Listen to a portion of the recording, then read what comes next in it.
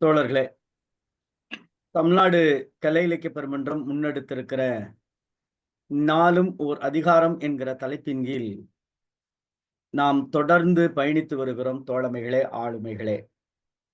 இன்றைக்கு வள்ளுவன் எழுதிய 20வது அதிகாரத்தை பயனில சொல்லாமை என்கிற அதிகாரத்தை இன்றைக்கு முற்றோதல் வாயிலாகவும், அதற்கான உரைப்பொழிவை ஆசிரியர் பெருமகர் வாயிலாகவும் நாம் இன்றைக்கு கேட்க இருக்கிறோம் தோழமைகளே, ஆளுமைகளே.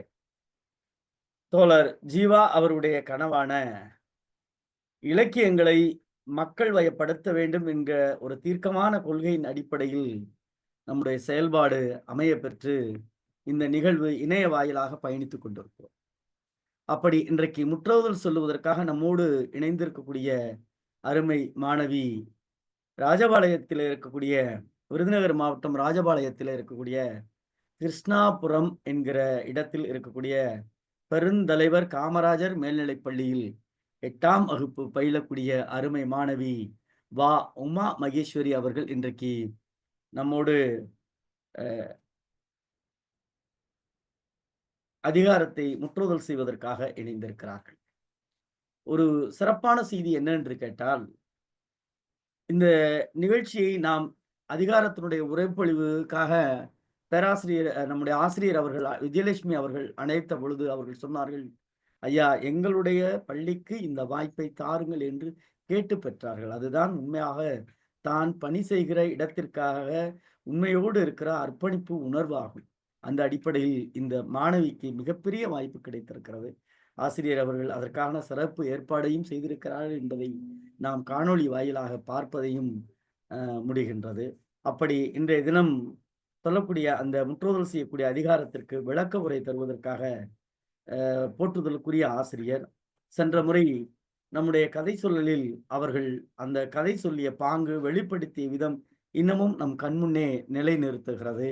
காரணம், அவர்கள் அபிநயத்தோடு சொல்லுவது மட்டுமல்லாமல் எந்த இடத்தில் வெளிப்படுத்துகிற ஒரு நாடகவியலாளர் போல ஒரு பட்டதாரி தமிழாசிரியர் நடத்திய அந்த அருமையான நிகழ்வு இன்னமும் நம் மனதில் இருக்கிறது.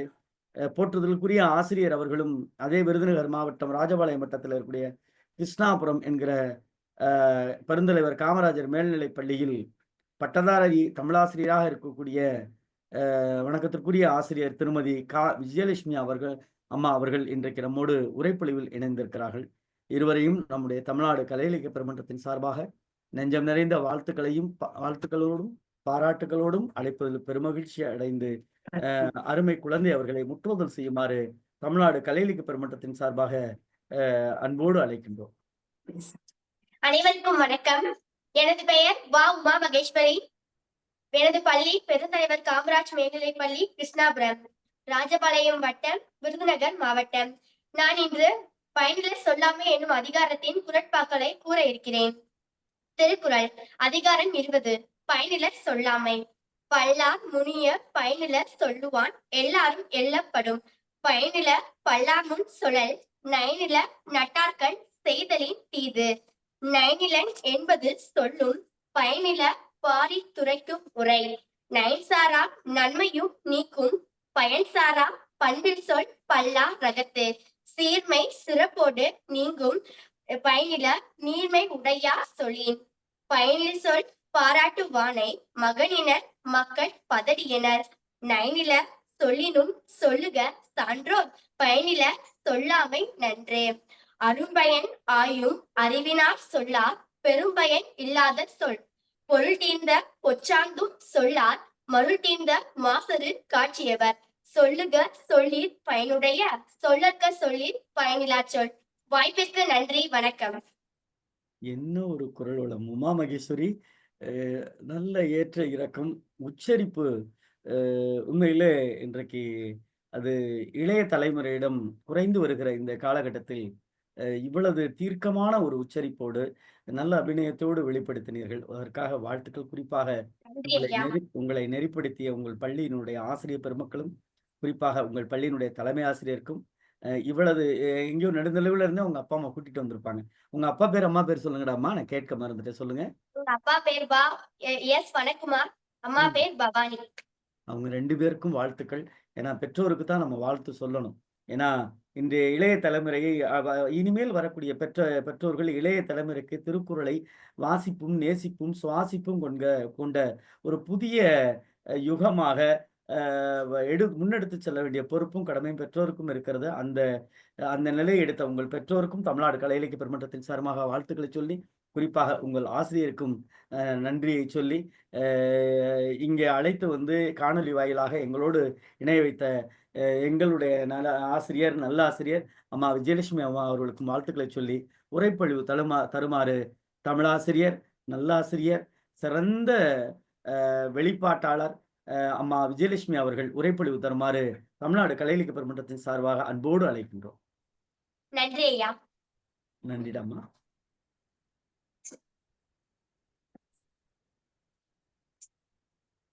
அனைவருக்கும் வணக்கம்.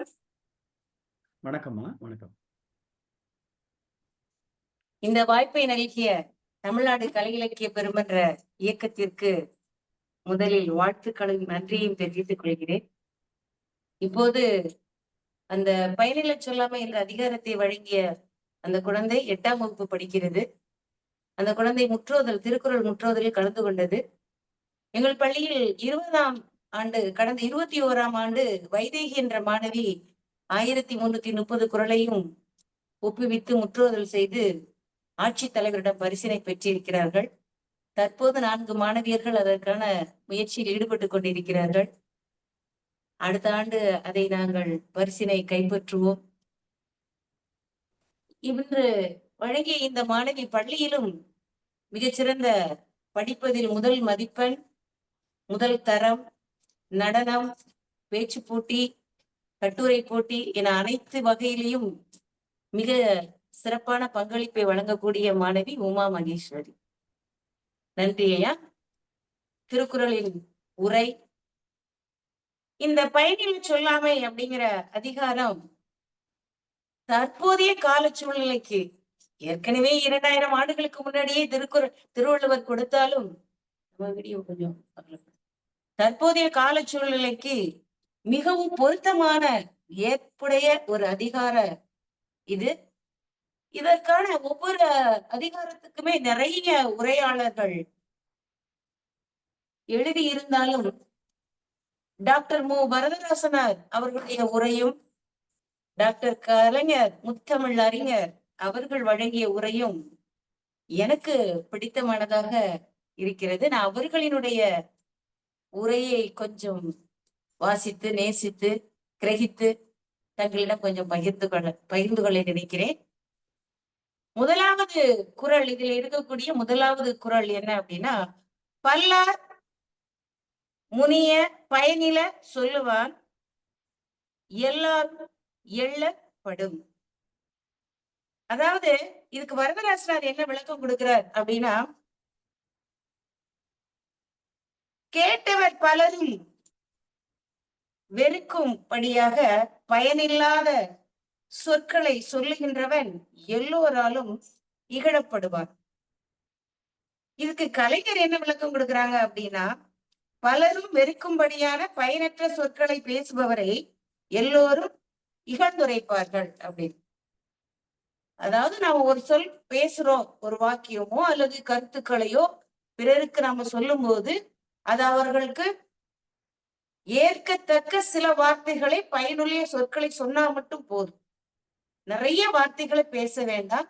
அப்படி அர்த்தமற்ற சொற்களை கொண்டு நம்ம பேசும்போது பொதுவாவே நம்ம சொல்லுவோம், அளவலான்னு பேசிக்கிட்டு இருந்தாலே சொல்லுவோம், ஐயோ வந்துருச்சு ரொம்ப, இது நம்மள என்ன அறுக்க போகுதோ, ஐயோ இந்த வருதுப்போ, இதுக்கு இருந்து முதல்ல தப்பிப்போம் அப்படிம்பாங்க.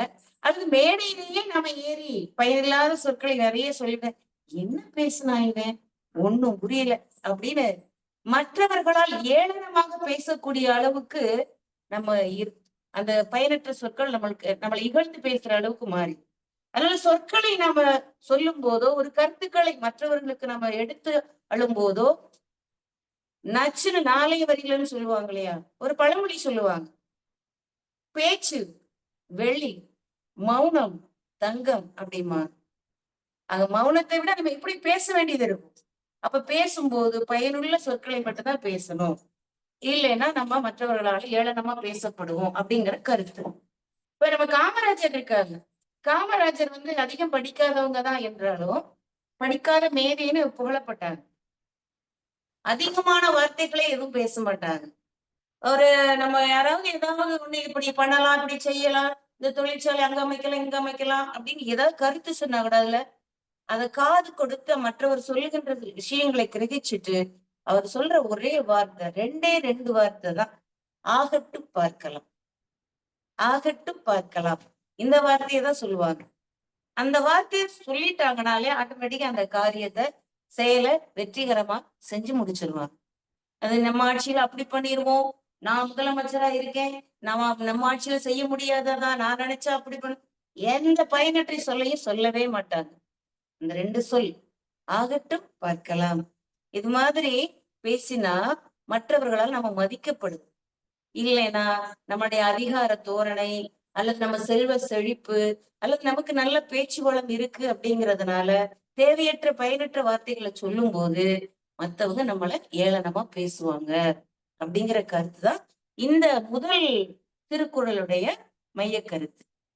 அடுத்த 2வது குறள், பயனில பல்லார்முன் சொல்லல் நயனில நட்டார்கண் செய்தல் தீது அப்படின்னு பேர். இதுல வரக்கூடிய வார்த்தை நயனில அப்படின்னா நன்மை இல்லாத அப்படின்னு அர்த்தம். நயன்னா நன்மை, இல்லாத நன்மை இல்லாத.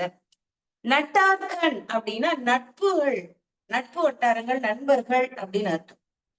இதுக்கு நம்மளுடைய வரதராஜன் அவங்க என்ன சொல்லுவாங்க அப்படின்னா, இந்த குறளுக்கு அர்த்தம் என்ன சொல்லுவாங்கன்னா, பலர் முன், அதாவது நிறைய பேர் இருக்கக்கூடிய இடத்துல பயனில்லாத சொற்களை சொல்லுதல் நட்பு, அதாவது நண்பர்களிடத்தில் அறமில்லா செயல்களை செய்தலை விட தீமையானது. அதாவது நண்பர்களுக்கு நம்ம கெடுதல் செய்யறோம் இல்லையா, அதை விட தீமையானது பயனற்ற சொற்களை பேசுவது அப்படின்னு நம்ம வரதராஜன் அவங்க வந்து ஒரு பொருள் சொல்லுவாங்க. இதே நம்ம முத்தமிழ் அறிஞர் கலைஞர் அவங்க என்ன சொல்றாங்கன்னா, பலர் முன் பயனில்லாத சொற்களை பேசுவது நட்புக்கு மாறாக செயல்படுவதை காட்டிலும் தீயது. கருத்து ஒண்ணுதான். அதாவது நண்பனுக்கு எதிரா நம்ம ஒரு செயலை செய்யறோம் அப்படின்னா அதை விட தீமையானது அப்படின்னு பயனற்ற சொற்களுக்கு அப்படி ஒரு அர்த்தம் கொடுக்கிறாங்க. அப்போ ரமணர், இதுல சொல்ல போனா ரமணர் வந்து ஆன்மீக ஒரு மகான். அவருடைய சீடர்கள் நிறைய பேரு இருந்தாங்க. அதுல ஒரு சீடர் மட்டும் எப்போதும் ரமணர்கிட்ட நொய் நொய் நொய் பேசிட்டே இருப்பார். அதாவது ஆன்மீகம் சார்ந்த விஷயங்கள் கேள்விப்பட்டோ இல்ல சந்தேகங்களை கேட்டுட்டு இருந்தாலும் பரவாயில்ல, தேவையில்லாம எதையாவது பேசி அப்படியே இப்படின்னு பேசிக்கிட்டே இருப்பார். இவரும் ரொம்ப நாள் பொறுமையா இருந்தார். அப்படியே ஒரு நாள் கோபத்துல அந்த சீடரை பார்த்து சொன்னார், சும்மா இரு சொல்லற அப்படின்னாரு. சும்மா இரு சொல்லற அப்படின்னு கோபமா சொன்னார். சொல்லற அப்படின்னா சொல்லாத, பேசாத அப்படின்னு, அமைதியாயிரு, சும்மா இரு, அமைதியாயிரு, பேச அப்படின்னு கோபமா சொல்லிட்டார். அன்னையில இருந்து அந்த அடுத்த கணத்தில் இருந்தே அந்த சீடர் 14 ஆண்டுகள் பேசவே இல்லை. 14 ஆண்டுகள் பேசவே இல்லை, மௌனமாவே இருந்தார். 14 ஆண்டுகள் கழித்த பிறகு பேசினார். ரமணர் போலவே மிகச்சிறந்த மகானாக மாறினார். ஆக பயனில்லாத சொற்கள் நம்ம பேசுறதுக்கு பேசாம இருந்துடலாம். அது பேசினா, ஆனா இவங்க என்ன சொல்றாங்க, திருவள்ளுவர் என்ன சொல்றாரு அப்படின்னா, பயனில்லாத சொல்ல நம்ம பேசினா நண்பன், நம்மளுடைய நண்பன், உயிர் நண்பன் நம்ம சொல்லுவோம். ஆபத்துல உதவக்கூடிய உயிர் காப்பவன் நண்பன். அந்த நண்பனுக்கு நம்ம ஒரு தீமை செய்யறோம் அப்படின்னா, இதுக்கு நாம ஒரு உதாரணம் சொல்லணும்னா, சீவக சிந்தாமணி, அந்த நம்முடைய காப்பியத்துல சீவக சிந்தாமணியில சீவகனுக்கு ஒரு அமைச்சன் இருப்பான். அந்த அமைச்சன் வந்து சீவகனுக்கு நண்பனா இருப்பான். ஆனா அவன் எதிரிக்கு, சீவகனுடைய எதிரி நாட்டு மன்னனுடைய நட்பு வச்சுக்கிட்டு ஆட்சி போருக்கு வரவழைச்சு, சீவகன் வந்து அப்ப மனைவியோட நல்லா கூடி மகிழ்ந்து, மனைவி கர்ப்பமா இருப்பா, கவனம் அங்க இருக்கும் அந்தப்புறத்துல. ஆனா அந்த நேரம் எதிரிய வரவழைச்சு அவனை போரிட செய்து போர்ல சீவகன் தோற்கடிக்கப்படும். ஒரு நண்பன் அவன் என்ன செய்யணும், சீவகனுக்கு உதவியா இருக்கணும். அந்த நாட்டை காப்பாத்துறதுக்கு முயற்சி பண்ணணும். ஆனா சமயம் பார்த்து எதிரியை வரவழைச்சு எதிரிக்கு சப்போர்ட் பண்ணிடுவான். அப்போ இந்த சீவகன் அந்த நேரம் மனைவியை காப்பாத்தணுங்கிறதுக்காக மனைவிய மயில் பொறியில ஏத்தி அதுக்கு விசை கொடுத்து பறக்க பறக்க விட்டுருவான். அந்த சீவகனுடைய மனைவி பறந்து விசை இருக்கிற வரைக்கும் பறந்து போய் ஒரு சுடுகாட்டுல போய் இறங்கிடும். சுடுகாட்டுலதான் அவனுக்கு அந்த மாதமா கர்ப்பமா இருக்க குழந்தை பிறகு ரொம்ப கஷ்டப்பட்டு குழந்தை பிறந்து அவன் ஒரு இளைஞனா மாறி பல வித்தைகளை கற்று திருமணம் முடித்து தன்னுடைய உறவுகள் மூலமாக போர் தொடுத்து திரும்ப தன்னுடைய தந்தை நாட கைப்பற்றும். இவ்வளவு இன்னல்களுக்கும் என்ன காரணம்? ஒரு நண்பனுக்கு தீங்கு செய்தார். இந்த நண்பனுக்கு தீங்கு செய்யக்கூடிய வந்த இந்த இன்னல்களை விட கொடுமையானது பயனற்ற சொற்கள் அப்படின்னு வள்ளுவர் சொல்ற. இது இரண்டாவது குறளுக்கான கருத்து. மூன்றாவது குறள் பயனில சொல்லாமையில நயனிலன் என்பது சொல்லும் பயனில பாரித்துரைக்கும் உரை. இதற்கு வரதராஜனார் டாக்டர் மு வரதராஜனார் சொல்ற விளக்கம் என்னன்னா, ஒருவன் பயனில்லா பொருள்களை பற்றி விரிவாக சொல்லும் சொற்கள் அவன் அறம் இல்லாதவன் என்பதை அறிவிக்கும். நமக்கு வாழ்க்கைக்கே பயன்படாது. ஆனா அந்த பொருளை மட்டும் பக்கம் பக்கமா சொல்லி பேசுவாங்க, அல்லது நாட்கணக்க மணிக்கணக்க பேசுவாங்க. அப்படி பேசுறவனை நம்ம பார்த்தாலே இவன் எப்படிப்பட்டவன், அறம் இல்லாதவன் அப்படிங்கறத நம்ம புரிஞ்சுக்கலாம் அப்படின்னு சொல்றான். இதே நம்ம முத்தமிழறிஞர் கலைஞர் சொல்ற விளக்கம், பயனற்றவைகளை பற்றி ஒருவன் விரிவாக பேசிக் கொண்டு இருப்பதே அவனை பயனற்றவன் என்று உணர்த்தக்கூடியது. உண்மைதானே? பேச்சிலே இதை கண்டுபிடிச்சிடலாம்ல. வளவளன்னு பேசுறானா, இது வெத்து வெட்டு, இவன் வெறும் வெங்காயம் உரிக்க உரிக்க ஒண்ணும் இல்லாதவன் அப்படின்னு நம்ம சொல்லுவாங்க இல்லையா? அதாவது பேசுறதுலயே நம்ம முதல்ல என்ன செய்யணும்னா பயனுடைய சொல்லதான் சொல்லணும். பேசும்போதே மத்தவங்ககிட்ட பேசும்போது, அதுக்கப்புறம் பொழுதுபோக்க என்ன பேசிக்கலாம் பேசிக்கலாம், அதே தேவையில்லை. வார்த்தைகளுக்குமே உணர்ச்சி உண்டு, வார்த்தைகளுக்குமே மதிப்பு உண்டு. ஒரு வார்த்தை வெல்லும், ஒரு வார்த்தை கொல்லும், ஒரு வார்த்தை நம்மை உயர்த்தும், ஒரு வார்த்தை நம்மளை தாழ்த்தும். கவனமா கையாளும். வார்த்தைகள் கற்கண்டு மாதிரி இருக்கும், வார்த்தைகள் கற்களாவும் நம்மளை கொல்லும். அதனால வார்த்தைகளை நம்ம சாதாரணமா நினைச்சக்கூடாது, அதற்கும் உயிர் உண்டு. அதனாலதான் வள்ளுவர் பயனற்ற சொற்களை பேசாத, பயனற்ற சொற்களை பேசாதன்னு அந்த சொல்லினுடைய அந்த வார்த்தையினுடைய பதத்தினுடைய பதத்தை உணர்ந்து சொல்லியிருக்காரு. அதனாலதான் இவங்க என்ன சொல்றாங்க, வள்ளுவர் பயனில்லாத பொருள், ஏதோ நம்ம ஒரு பொருள். இப்ப செல்போனை பத்தி பேசுச்சோன்னா பிள்ளைங்க எல்லாம் மணிக்கணக்க பேசிட்டு இருப்பாங்க. அதுல அந்த ஆப் இருக்கு, இதுல இந்த ஆப் இருக்கு, இந்த இன்ஸ்டாகிராம் இருக்கு, வாட்ஸ்அப் அப்படி போகலாம், இதுல எப்படி போகலாம், வாட்ஸ்அப்க்கு என்ன லாக் போடணும், இன்ஸ்டாகிராமுக்கு என்ன லாக் போடணும், பேஸ்புக் என்ன லாக் போடணும், அம்மாவுக்கு தெரியாம என்ன போடுவோம், அடுத்து வெளியில ஸ்கிரீன் லாக் என்ன போடுவோம், இப்படி எல்லாம். இதுல என்ன இருக்கு? மறைமுகமா வாழ்க்கையில என்ன நடத்துறதுக்கு என்ன இருக்கு? மரணம் மட்டும்தான் மறைமுகமா இருக்கு. மீதி எதுவுமே மறைமுகமா வாழ்றதுக்கு அர்த்தம் இல்லை. ஆனா இந்த பிள்ளைங்க அத கையில கொடுத்துட்டா அத பத்தி மணிக்கணக்கா பாடமா, அம்மாவா, அக்கா தங்கச்சியா, மனைவிய கூட மறந்து போறாங்க. ஒரு நியூஸ் படிச்சேன், குழந்தை பிறந்த குழந்தை 3 மாத குழந்தை பாலுக்கு அழுதுகிட்டு இருக்கு. இந்த அம்மா Facebookல விளையாண்டுட்டு இருக்கு. இன்னும் கொஞ்ச நேரம் இதை முடிச்சிரும், அதுக்கப்புறம் குழந்தை தூக்கும். இன்னும் கொஞ்ச நேரம் இதை முடிச்சிரும். மதியம் 1:30 ஆச்சு, குழந்தை இறந்து கிடந்துச்சு. இது மாதிரி பயனற்ற ஒன்றையே, பயன் இருக்கும் இல்லைன்னு இல்லை, 100% 10% பயன், 90 தீமை தரக்கூடியது. அதுலயே நம்ம என்ன செய்யறோம், நேரங்களை நிறைய செயல்வைக்கும் போது இவன் அறம் இல்லாதவன் அப்படிங்கறத நம்ம உணர்ந்துக்க முடியும். ஒரு குருகிட்ட 2 நண்பர்கள் 2 பேரு பாடம் படிக்க போனாங்க. 2 பேருக்குமே என்ன ஆசைன்னா தியானம் படிக்கணும் அப்படின்னு ஆசை. அதனால குருவை போய் சந்திச்சாங்க. சந்திச்சுட்டு அவங்களுக்கு ஒரு கெட்ட பழக்கம் இருக்கு, புகைப்பிடித்தல். அப்ப இந்த புகைப்பிடிக்கக்கூடிய பழக்கம் இருக்கே, நாம தியானம் செய்ய முடியுமா, குரு என்ன சொல்லுவாரு, நம்மளை திட்டுவாரோ, இல்ல அனுமதி கொடுப்பாரா மாட்டாரா இப்படின்னு சந்தேகப்பட்டுட்டே போறாங்க. அந்த ஆசிரமம், அந்த தியானம் செய்யக்கூடிய அந்த இடத்துக்கு போறாங்க. அங்க கொண்டு குருவை சந்திக்கிறாங்க. சந்திச்சுட்டு வணக்கம் சொல்றாங்க. வணக்கம் சொல்லும் போது முதல் நண்பர் முதல் நபர் சொல்றாரு, கேட்கிறார், ஐயா எனக்கு கொஞ்சம் சிகரெட் குடிக்கிற பழக்கம் இருக்கும் ஐயா, நான் தியானத்தை பழகிட்டு சிகரெட் குடிச்சுக்கலாமா ஐயா அப்படின்னு கேட்கிறேன். போ அப்படின்னு போய் ஆசிரமத்துக்குள்ள உட்கார சொல்லிட்டாரு. 2வது நபர் வாரா, அவன் கேக்குறான், ஐயா எனக்கு சிகரெட் குடிக்கிற பழக்கம் இருக்கு, சிகரெட் குடிச்சுக்கிட்டே நான் தியானம் பழகலாமா அப்படின்னு கேக்குறான். வெளியே போ, அப்படின்னு சொல்லிட்டாரு. 2 கருத்தும் ஒண்ணுதான். 2 பேருமே சிகரெட் பிடிக்கணும்னு ஆசைப்படுறாங்க. 2 பேருமே தியானம் செய்யணும்னு ஆசைப்படுறாங்க. கேட்ட விதம் ஒண்ணு இருக்கு பாத்தீங்களா? அந்த பயனற்ற பொருளை பயன்படுத்துறதுக்கு முதல்ல கேட்டவர், முதல்ல நான் தியானத்தை பழகிட்டு சிகரெட் பிடிக்கட்டுமா. 2வது என்ன கேட்டாரு? பயனற்ற பொருளை முதல்ல எடுத்துக்கிட்டாரு. நான் சிகரெட் குடிச்சுக்கிட்டு தியானம் படிக்கட்டும். ஓ அப்படின்ட்டு. ஆக பயனற்ற பொருளை பேசுறவங்களுக்கு அறம் இல்லாதவன் அப்படின்னு நம்ம ஒதுக்கப்பட்டோம்.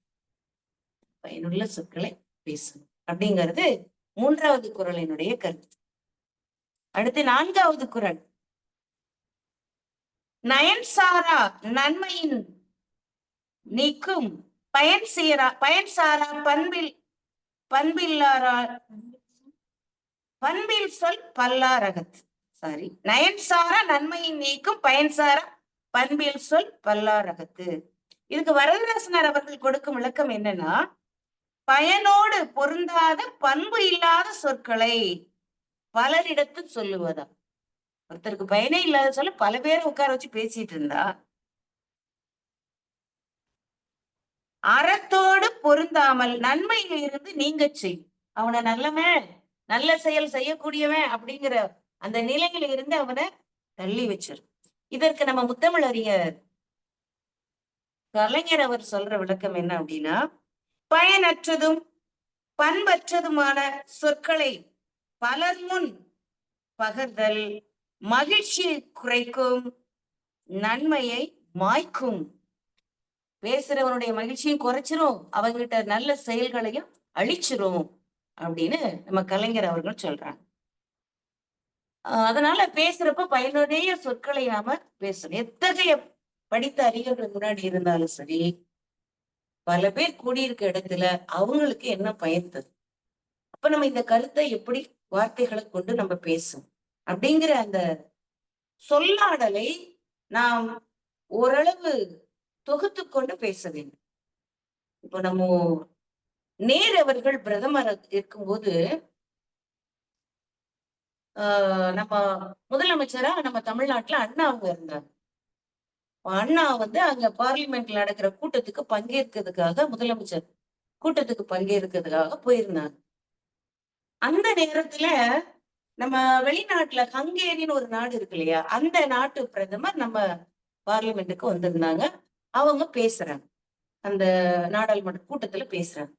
பேசி முடிச்ச உடனே நம்மளுடைய பொதுவான ஒரு பண்பு என்ன, பேசினவங்களை புகழ்ந்து பேசணும். அது மாதிரி எல்லா முதலமைச்சர்களும் புகழ்ந்து பேசுறேன். நம்ம அண்ணா எழுந்தார், மிகச்சிறந்த பேச்சாளர், சொற்பொழிவாளர், வார்த்தையின் ஜாலமம் தெரிந்தவர். அவரு நாடகம் எழுதுபவர், அனைத்து கலைகளையும் கையகத்தை கொண்டவர். அவர் எழுந்த பேசின என்ன பேசி, ஆங்கிலத்துலதான் பேசுற. ஆங்கிலத்துல பேசும்போது, the Prime Minister of Hungary meets the Prime Minister of Hungary, ஹங்கேரினா நாடு, meets the Prime Minister of Hungary அப்படின்னாரு. ஹங்கரினா பசி.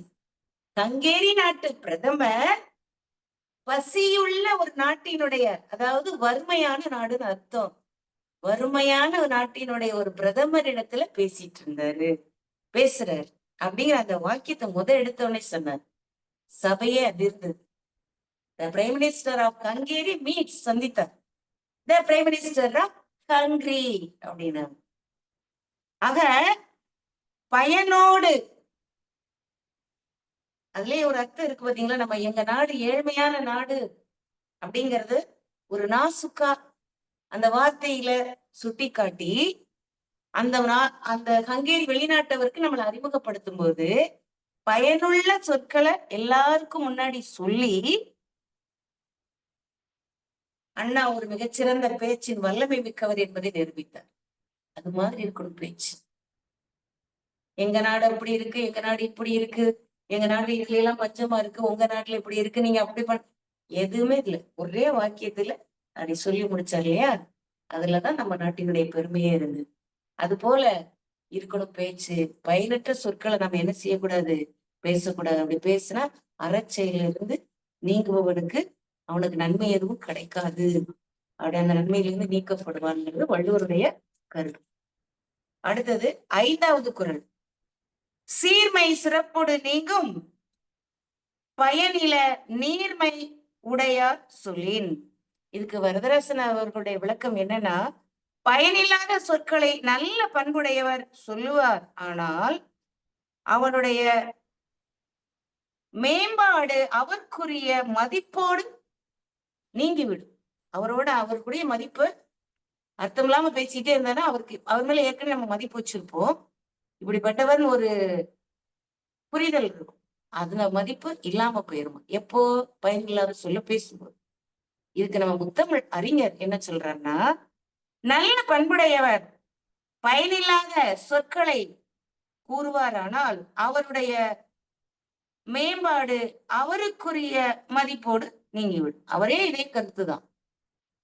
நல்ல பண்பு படிப்பாளர், சான்றோர், நல்ல ஒரு பிரச்சனைக்கு தீர்வு சொல்பவர், இவர்கிட்ட போனா நமக்கான ஒரு விடை கிடைக்கும் அப்படிலாம் நம்ம அவர் மேல ஒரு மதிப்பு வச்சிருப்போம்.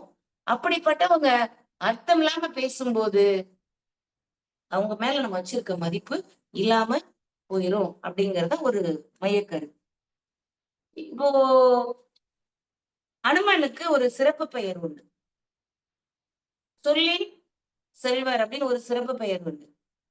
இத பேர் கொடுத்ததே என்ன அப்படின்னா ராமன் தான். அதாவது ராவணன் சீதைய தூக்கிட்டு போனதுக்கு அப்புறம் தேட ஆரம்பிக்கிறார். இப்ப அனுமன் தேடுறாரு, கண்டுபிடிச்சார். இலங்கையில அசோகவனத்துல கண்டுபிடிச்சார். திரும்ப வந்து அத ராமன்கிட்ட சொல்லும் போது அவர் எப்படி சொல்றாரு பாருங்க. எடுத்தோன்ன நான் போனேன், அங்க சீதைய பார்த்தேன் அப்படின்னு சொல்லல. ஏன்னா சீதையேன்னு ஆரம்பிக்கவங்களையும் அடுத்ததுக்கு என்ன நடந்திருக்குமோ சீதைக்கு என்ன அப்படின்னு ராமன் கலங்கிடுவாராம். அதனால எடுத்த உடனே அவர் சொன்னார், கண்டனன் சீதையை அப்படின்னு சொன்னார். அதாவது கண்டேன் சீதை, பார்த்தேன் சீதையை அப்படி வார்த்தை பார்த்தேன்னு போட்டுருவார். இதான் சொல், பயனுடைய சொல், பொருத்தமான சொல். கண்டேன் சீதையை, அடுத்து சீதையை பார்த்துட்டா, அப்ப சீதை எப்படி இருப்பா, அங்க எப்படி இருப்பாங்க, அவங்க தூக்கிட்டு போனாங்க என்னவா இருக்கும். அதனால அடுத்த வார்த்தையை போடுவார் பாருங்க, கணிய, கற்பினுக்கு அணிய. அணினா அணிகலன். கற்பு இன்னும் அணிகலனா அணிஞ்சிருக்கா, விட்டு போகல, இன்னும் இருக்கா. கற்பினுக்கு அணிய அடுத்த வார்த்தை. அடுத்து ஒருவேளை எப்படி பார்த்திருப்பா, நல்லா உண்மையாவே சொல்லுவான்னு, யார் சொன்னதை கேட்டு வந்து சொல்றான்னு நினைப்பான்னு, கண்களால் என்பர். கண்களால், நாலே வார்த்தை தான், நாலே வார்த்தை தான். சீதையை பார்த்தேன் சீதையை, கற்புக்கு அணிகலன் என் கண்களால் பார்த்து. அந்த சொல்ல வேண்டியத அந்த பயனில்லாத சொல்லல. நான் அப்படி போனேன், வேகத்துல போனேன், அங்க அவனை பார்த்தேன் இவனை பார்த்தேன், ரொம்ப கஷ்டப்பட்டேன், சீதையை அதுக்கு அடுத்து பார்த்து முடிச்சு, எதையுமே சொல்லாம அந்த இடத்துல என்ன சொல்லணும் அப்படிங்கறத சொன்னதுனால அனுமனுக்கு ஒரு மதிப்பு கொடுத்தார். என்ன சொல்லு, சொல்லி செல்வன் அப்படின்னு. அது மாதிரி வார்த்தைகள் அமைய வேண்டும் அப்படிங்கிற கருத்து தான் அந்த 5வது பாட்டுக்குரியது. அடுத்த 6வது பாட்டு. பயனில் சொல் பாராட்டுவானை மகன் எனல், மக்கள் பதடி எனல். வரதராசனர் அவர்கள் இதற்கு சொல்ற விளக்கம், பயனில்லாத சொற்களை பல முறையும் சொல்லுகின்ற, ஒரு தடவை 2 தடவை இல்ல, பல தடவை சொல்லுகின்ற ஒருவனை மனிதன் என்று சொல்லக்கூடாது, மக்களுள் பதர் என்று சொல்ல வேண்டும். பதர்னா நம்ம நெல்லுல விளையாம ஒண்ணு இருக்கும் தெரியுமா. நெல்லு முதல்ல காய்க்க ஆரம்பிக்கும், அதுக்கப்புறம் விளைஞ்சதுக்கு அப்புறம் அதுக்குள்ள அரிசி நல்லா முத்து முத்தா மணி மாதிரி இருக்கும். இது விளையாம தோற்றத்துல நெல்லு மாதிரி இருக்கும், உள்ளுக்குள்ள கற்கா அப்படிம்பாங்க, பதர் அப்படின்னு. அது மாதிரி ஒண்ணும் இல்லாதவன் தோற்றத்துல மனுஷன் மாதிரி இருக்கான், ஆனா மனுஷன் கிடையாது அப்படின்னு பல முறை பயன்லாம் சொல்லியே பேசிட்டே இருக்கிறேன். அர்த்தம் இல்லாம பேசுறது, சொல்ல வேண்டிய இடத்துல என்ன சொல்லணுமோ அதை சொல்லணும், அப்படி இல்லாம பேசுறது. அதுக்கு நம்ம முத்தமிழ் அறிஞர் என்ன சொல்றாங்கன்னா, பயனற்றவைகளை சொல்லி பயன்பெற நினைப்பவனை மனிதன் மனிதன் என்பதை விட அவன் ஒரு பதர். பயனற்றவர்களை பேசி சில பேர் நினைப்பாங்க, நம்ம பேசிக்கிட்டே இருந்தாதான் நம்மள அறிவாளி அப்படின்னு நினைப்பாங்க. நம்ம சொல்ல ஓவர சீன் போடுறேன் அப்படிம்போம்ல, அடுத்து சில பேர் இருப்பாங்க, மத்தவங்கள குறை சொல்லியே, அதாவது ஒருத்தர் குறை இப்படி கை நீட்டி குறை சொல்றதுக்கு முன்னாடி ஒரு விரல் நீட்டுவோம், மத்த 3 விரலும் நம்மள பார்த்து இருக்கும். நம்மகிட்டயும் அத்தனை குறைகள் இருக்கும். அததான் நம்ம ஒரு நகைச்சுவை ஒண்ணு சொல்லுவாங்க. மற்றவர் உன்னை குறை சொல்லும் போது காமெடியாக பார், மற்றவரை நீ குறை சொல்லும் போது உன்னை கண்ணாடியில் பார் அப்படிமா. 3 விரல் நம்மள இருக்குல்ல, நம்மகிட்ட என்ன இருக்குன்னு பாரு. ஆனா அடுத்தவனையே குறை சொல்லிட்டே அது ஒரு நல்ல பேர் எடுக்கிற மாதிரி இருப்பார். அதனால அது கூட பயனற்ற சொற்கள் தான். ஒரு மதிப்பு ஒருத்தருக்கு நாம அறிவுரை சொல்லணும்னா முதல்ல நாம தகுதியானவங்களா இருக்கணும். காந்தியடிகள்கிட்ட ஒரு அம்மா குழந்தையை தூக்கிட்டு போயிட்டு சொன்னாங்க, ஐயா தினம் இனிப்பு 1/4 கிலோக்கு மேல சாப்பிடுறேன், கொஞ்சம் நீங்க அட்வைஸ் சொல்லுங்க. உடனே காந்தி சொன்னார், அம்மா இன்னைக்கு போயிட்டு 1 வாரம் கழிச்சு வா அப்படின்னாரு. சரி 1 வாரம் கழிச்சு இந்த அம்மா வந்துச்சு. வந்தோடனே அந்த பையனை பார்த்து காந்தியடிகள் சொன்னார், இப்ப இனிப்பு சாப்பிடக்கூடாதுப்பா, இனிப்பு சாப்பிட்டா உடல்ல நிறைய நோய்கள் வரும், உடல்லாம் பிரச்சனை பண்ணும், அப்படி இப்படின்னு அந்த அட்வைஸ் சொன்னார். அந்த அம்மா உடனே கேட்டாங்க, ஐயா இதை நீங்க அன்னைக்கே சொல்லியிருக்கலாம். அது காந்தி சொன்னாரு, நானும் டெய்லி இனிப்பு சாப்பிட்டுக்கிட்டே இருந்தேன்ப்பா, அவனுக்கு அறிவுரை சொல்லணும்ல, முதல்ல நான் என்ன திருத்திக்கணும் இல்லையா, அதனால நான் 1 வாரமா இனிப்பே சாப்பிடல, அதனாலதான் இப்ப நான் அறிவுரை சொல்ல தகுதியாயிட்ட அவனுக்கு சொல்றேன். அதனாலதானே அவரை மகாத்மா அப்படிங்கிறோம், மகான், காந்தி மகான் அப்படின்னு சொல்றோம். அது மாதிரி பயனற்ற சொற்களை பலமுறை சொல்றது நமக்கு என்னவா, மனிதனா ஏத்துக்க மாட்டாங்க. மனுஷர்ல அவன் மனித மாதிரி இருக்கக்கூடிய ஒரு பதர், அர்த்தமற்றவன் அப்படின்னு சொல்லி. நம்ம அந்த சினிமால மனோகரான ஒரு சினிமா படம், அந்த படத்துல பாத்தீங்கன்னா அவங்க அப்பா மனோகரனுடைய அப்பா ஒரு இன்னொரு பெண்ணை தொடர்பு வச்சிருப்பார், வேசிமாங்களே அவர் தொடர்பு வச்சிருப்பார். அவளதான் அரசியாக்கி அவ என்ன சொல்றாளோ அதுபடி ஆட்சியை கொண்டு போய்கிட்டு இருப்பார். அப்போ மகனையும் அவ என்ன சொல்லுவா, முதல் தாரத்தினுடைய மகனை மனோகரனை ஏதோ குறை சொல்லி சங்கிலியால கட்டி இழுத்துட்டு வருவாங்க. இது வசனங்கள் பிரபலமா இருக்கும், நம்ம கலைஞர் அவர்களுடைய வசனம் தான். அப்போ அப்பா சொல்லுவாரு, பரசுராமன் பரசுராமன் தன்னுடைய அப்பா சொல்ல கேட்டு அம்மாவுடைய கழுத்தை அறுத்து போட்டுருவார்.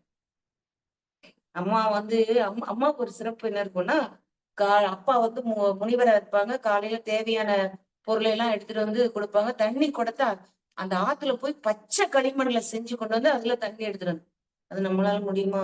மண்ணை வேக வச்சு சுட்டு அந்த பானையில தான் எடுப்போம். ஆனா அதே இடத்துல டெய்லி போய் அப்ப தேனா பானை செஞ்சு அதுல தண்ணி கொடுப்பாங்க. ஒரு நாள் கந்தர்வன் அந்த வழியா பறந்து போக தேவலோக ஒரு ஆண் அதை அப்படியே நிழல்ல பாத்துருவார். என்ன அழகான ஆண், கற்பு தவறிச்சம், அன்னைக்கு செய்ய முடியாது, பானை வராது. தலை குனிஞ்சிட்டு போய் முனிவருக்கு முன்னாடி நிற்பாரு. முனிவர் தன்னுடைய ஞான திருஷ்டியால பார்ப்பார். இன்னொரு ஆணை நினைத்து விட்டால் இவளை கொண்டு போய் கொன்றுங்கன்னு தன்னுடைய மகன்கிட்ட சொல்லும் போது பரசுராமன் மட்டும்தான் வேகமா ஓடி போய் அம்மாவுடைய தலைய அறுத்துட்டு வந்துடும். அறுத்துட்டு வந்துட்டு பிறகு அப்பாட்ட வேகமா ஓடி வருவான். ஓடி அவங்க அப்பாட்ட, அப்பா நீங்க சொன்னதை செஞ்சுட்டு எனக்கு ஒரு வரம் வேணும், அம்மா உயிரோட வேணும் அப்படின்னு சொல்லி மறுபடியும் போவான். அங்க அதற்குள்ளேயே இன்னொரு தலை விட்டுப்பட்டு கிடக்கும், மாத்தி ஒட்டி வச்சிருவான். அது ஒரு கதை. இப்ப இதுல அப்பா சொன்ன உடனே செஞ்சது பரசுராமன். அந்த மனோகரா படத்துல அதெல்லாம் சொல்லுவார், பரசுராமன் அப்பா தந்தை சொல் மிக்க மந்திரம் இல்லைன்னு கேட்டான், நீ என்னை எதிர்த்து பேசுற, தந்தையே நீ எதிர்க்கிற அப்படின்னு அவர் சொல்லுவார்.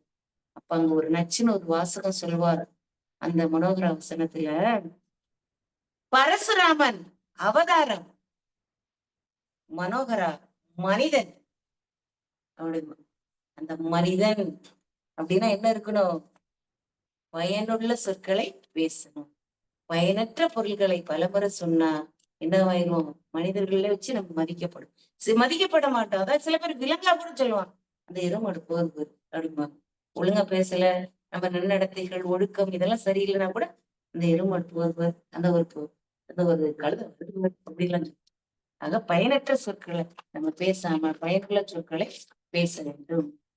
அடுத்து 7வது பாட்டு, நயனில சொல்லினும் சொல்லுக சான்றோர் பயனில சொல்லாமை நன்று. இதுக்கு வரதராசனார் அவர்கள் விளக்கம் சொல்றது, அறம் இல்லாதவற்றை சொன்னாலும்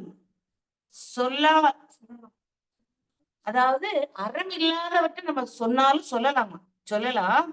சான்றோர் பயன் இல்லாத சொற்களை சொல்லாமல் இருந்ததே நன்மை. அறமில்லாத சொல்ல கூட நம்ம பேசிக்கலாம், சொல்லிக்கலாம்.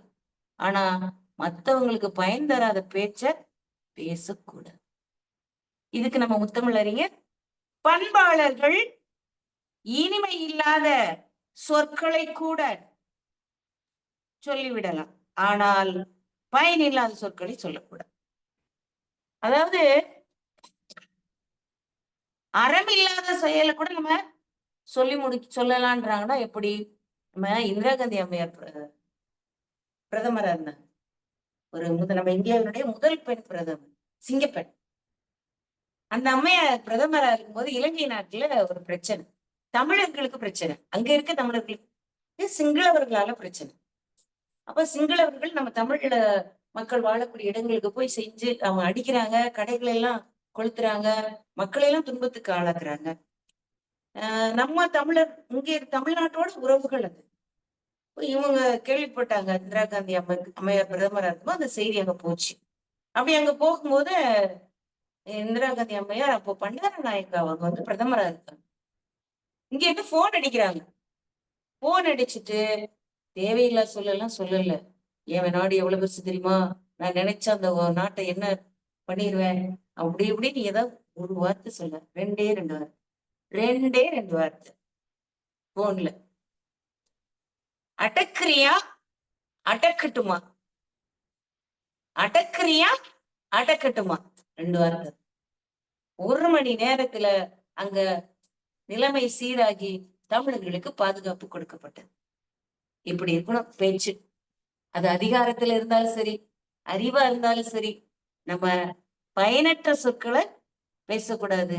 அறமில்லாத சொற்களை கூட பேசிடலாம், ஆனா பயனற்ற சொற்களை பேசக்கூடாது என்ற கருத்துதான் இந்த 7வது குறளுடைய கருத்து. அடுத்து 8வது, அரும்பயன் ஆயும் அறிவிலார் சொல்லார் பெரும்பயன் இல்லாத சொல். இதுக்கு வரதராசனார் அவர்கள் அருமையான பயன்களை ஆராயவல்ல அறிவை உடைய அறிஞர்கள் மிக்க பயனில்லாத சொற்களை ஒருபோது பேச மாட்டார். ஆராய்ந்து சொல்லக்கூடிய அறிவுடைய சான்றோர்கள் பயனில்லாத சொல்லி பேச மாட்டார். இதுக்கு கலைஞர் முத்தமிழ் அறிஞர் என்ன சொல்றாருன்னா,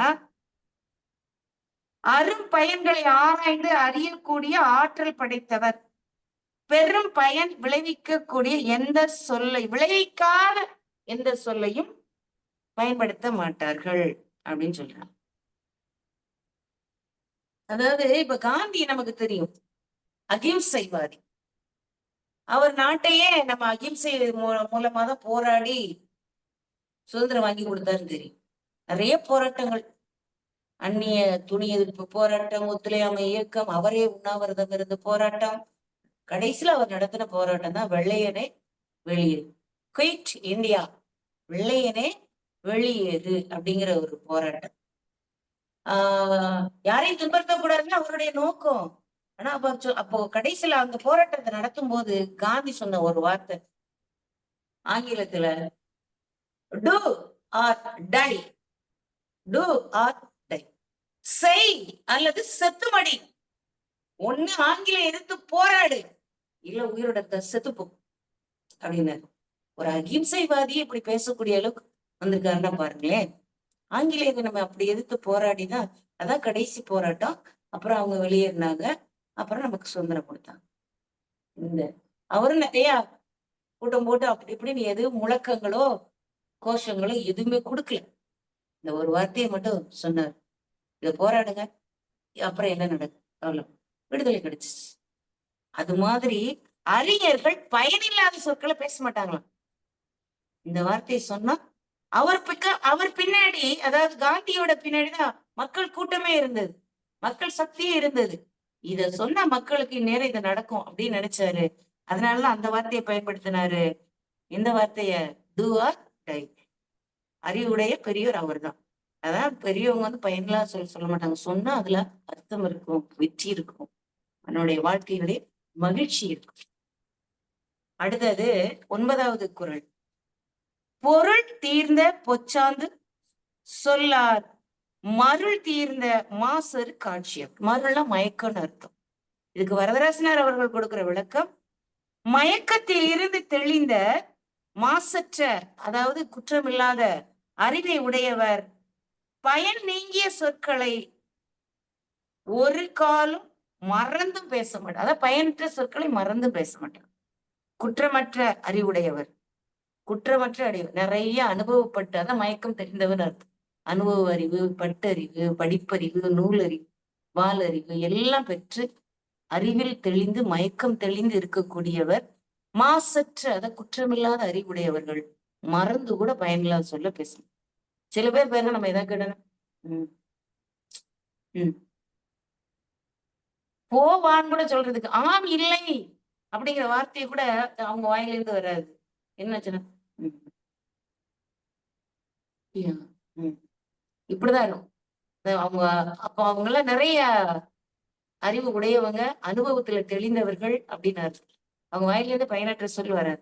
இது முத்தமிழ் கலைஞர் என்ன சொல்றாங்க அப்படின்னா, மயக்கம் சிறிதும் இல்லாத மாசற்ற அறிவுடையவர் மறந்தும் கூட பயனற்ற சொற்களை சொல்ல மாட்டார் அப்படி. அதாவது நம்ம இலக்கியத்துல சாகுந்தலம் அப்படிங்கிற ஒரு கதையில துஷ்யந்தன் சகுந்தலா தேவி அப்படிங்கிற பெண்ணை காந்தர்வ முறைப்படி திருமணம் முடிச்சிருப்பார். அதாவது துஷ்யந்தன் வேட்டைக்கு போயிருப்பான். போன இடத்துல இவர் ஒரு குடிசையில சகுந்தலா தேவி விஸ்வாமித்திரனுடைய குழந்தை அவ, தன்னுடைய தம்பி கிட்ட கொடுத்து வளர்க்க சொல்லியிருப்பார். அவங்க ஒரு காட்டுல ஒரு குடிசையில இருப்பாங்க. அங்கதான் வளர்ந்து வருவா. அழகிய பெண்ணா இருப்பா. முன்னாடி தோட்டங்கள் இருக்கும். பூ பறிச்சுக்கிட்டு இருப்பா. இவ கண்களை சுற்றி வண்டு பறந்துகிட்டே இருக்கும். இது ஒரு பூன்னு நினைச்சு, கண்ணு ஒரு பூ, அழகா இருப்பா. வந்து வண்டு அப்படியே பறந்தவ கண்களை சுத்திட்டே இருக்கும். அத தட்டிட்டுட்டே இருப்பா. பூக்களை பறித்துட்டு இருக்கும்போது அப்பதான் வேட்டைக்கு வந்த துஷ்யந்தன் அவளை பார்ப்பான். அந்த அழகிய தோற்றத்தை கண்டே அவளுக்கு பிடிச்சு போயிரு. அவளுடைய பழகி அங்கே குறைந்த கொஞ்ச நாட்கள் தங்கி இருந்து கந்தர்வ முறைப்படி திருமணம் செய்து கொண்டு வாழ்க்கையை நடத்துவான். அவன் நாட்டை பார்க்கணுங்கிறதுக்காக அங்க வந்துடுவான். இவன் வந்து கர்ப்பமா இருப்பா. வீட்டு வாசல்ல உட்கார்ந்து துஷ்யந்தன் கூட இருந்த நாட்களை நினைச்சுக்கிட்டு இருப்பா. துர்வாச முனிவர் அந்த வழியா அந்த குடிசைக்குள்ள வருவார். இவ துஷ்யந்தனை நினைச்சுக்கிட்டே இருக்கும் போது அந்த துர்வாச முனிவர் வந்ததை கவனிக்க மாட்டார். நினைவுகள் அங்கேயே இருக்கும்.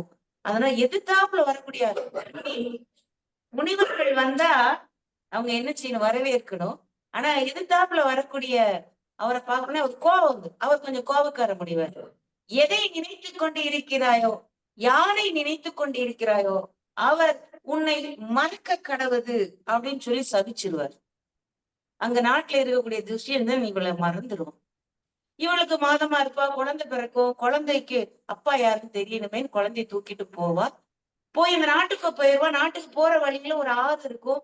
அந்த ஆறு இருக்கிற இடத்துல மகனையும் இவளும் குளித்து தூய்மை பண்ணியுமா கையில இருக்க கணையாளி துஷ்யந்தன் கொடுத்துட்டு போயிருப்பான். இவ கையில போட்டிருப்பான். அந்த கணையாளி அந்த ஆத்துக்குள்ளேயே விழுந்துரும். இருந்தாலும் அரண்மனைக்கு போவோமே அப்படின்னு சொல்லி அரண்மனைக்கு போயிடும்போது அங்க துஷ்யந்தனுக்கு இவளுக்கு தெரியாது. ஏன்னா அந்த துர்வாச சாபத்தால மறந்துருப்பான். எல்லாரும் கேட்பாங்க, சபையில எல்லாரும் உட்கார்ந்துருப்பாங்க, நீ யாரு அப்படின்னு கேட்கும். துஷ்யந்தன் மனைவின்னு இவளால வாய்விட்டு சொல்ல முடியாது. ஏன்னா இவங்க கந்தர்வ திருமணம் முடிச்சுக்கிட்டவங்க. இப்படியெல்லாம் அவங்க கூட வாழ்ந்தேனும் அந்த காலத்து பெண்கள் சொல்லிக்கிடவும் மாட்டாங்க. அப்படி ஒரு அச்சமடம் நாணம் கொண்ட பெண்கள்.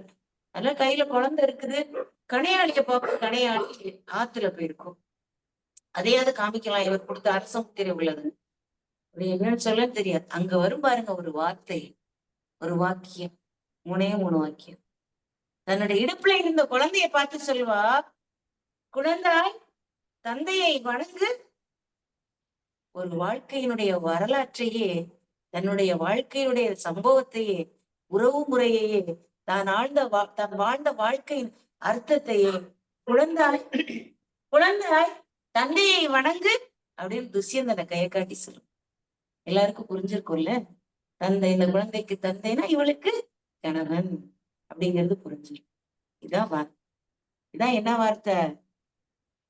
மயக்கத்திலிருந்து தெளிந்த மாசற்ற அறிவு. அவளுக்கு அவ உள்ளத்துல வேற எந்த கலப்பும் கிடையாது. இவன் கணவன், இவன் கூட வாழ்ந்த, இப்ப இவனோட வாழ போறேன், அதற்கு நம்ம இங்க வந்து அடையாளமா வந்திருக்கேன் அப்படிங்கிறத அந்த தெளிந்த அறிவோடு, வேற எந்த வாழ்க்கையை நாங்க அப்படி வாழ்ந்தோம், அப்படி கூடி இருந்தோம், நாங்க அப்படியெல்லாம் உல்லாசமாக இருந்தோம், இவர் என்னை விட்டுட்டு வந்தா திரும்ப வரல, எந்த கலங்களும் இல்ல, எந்த உலகலும் இல்ல, குழந்தாய் தந்தையை வண அப்படின்னு சொல்லி முடிச்சான்.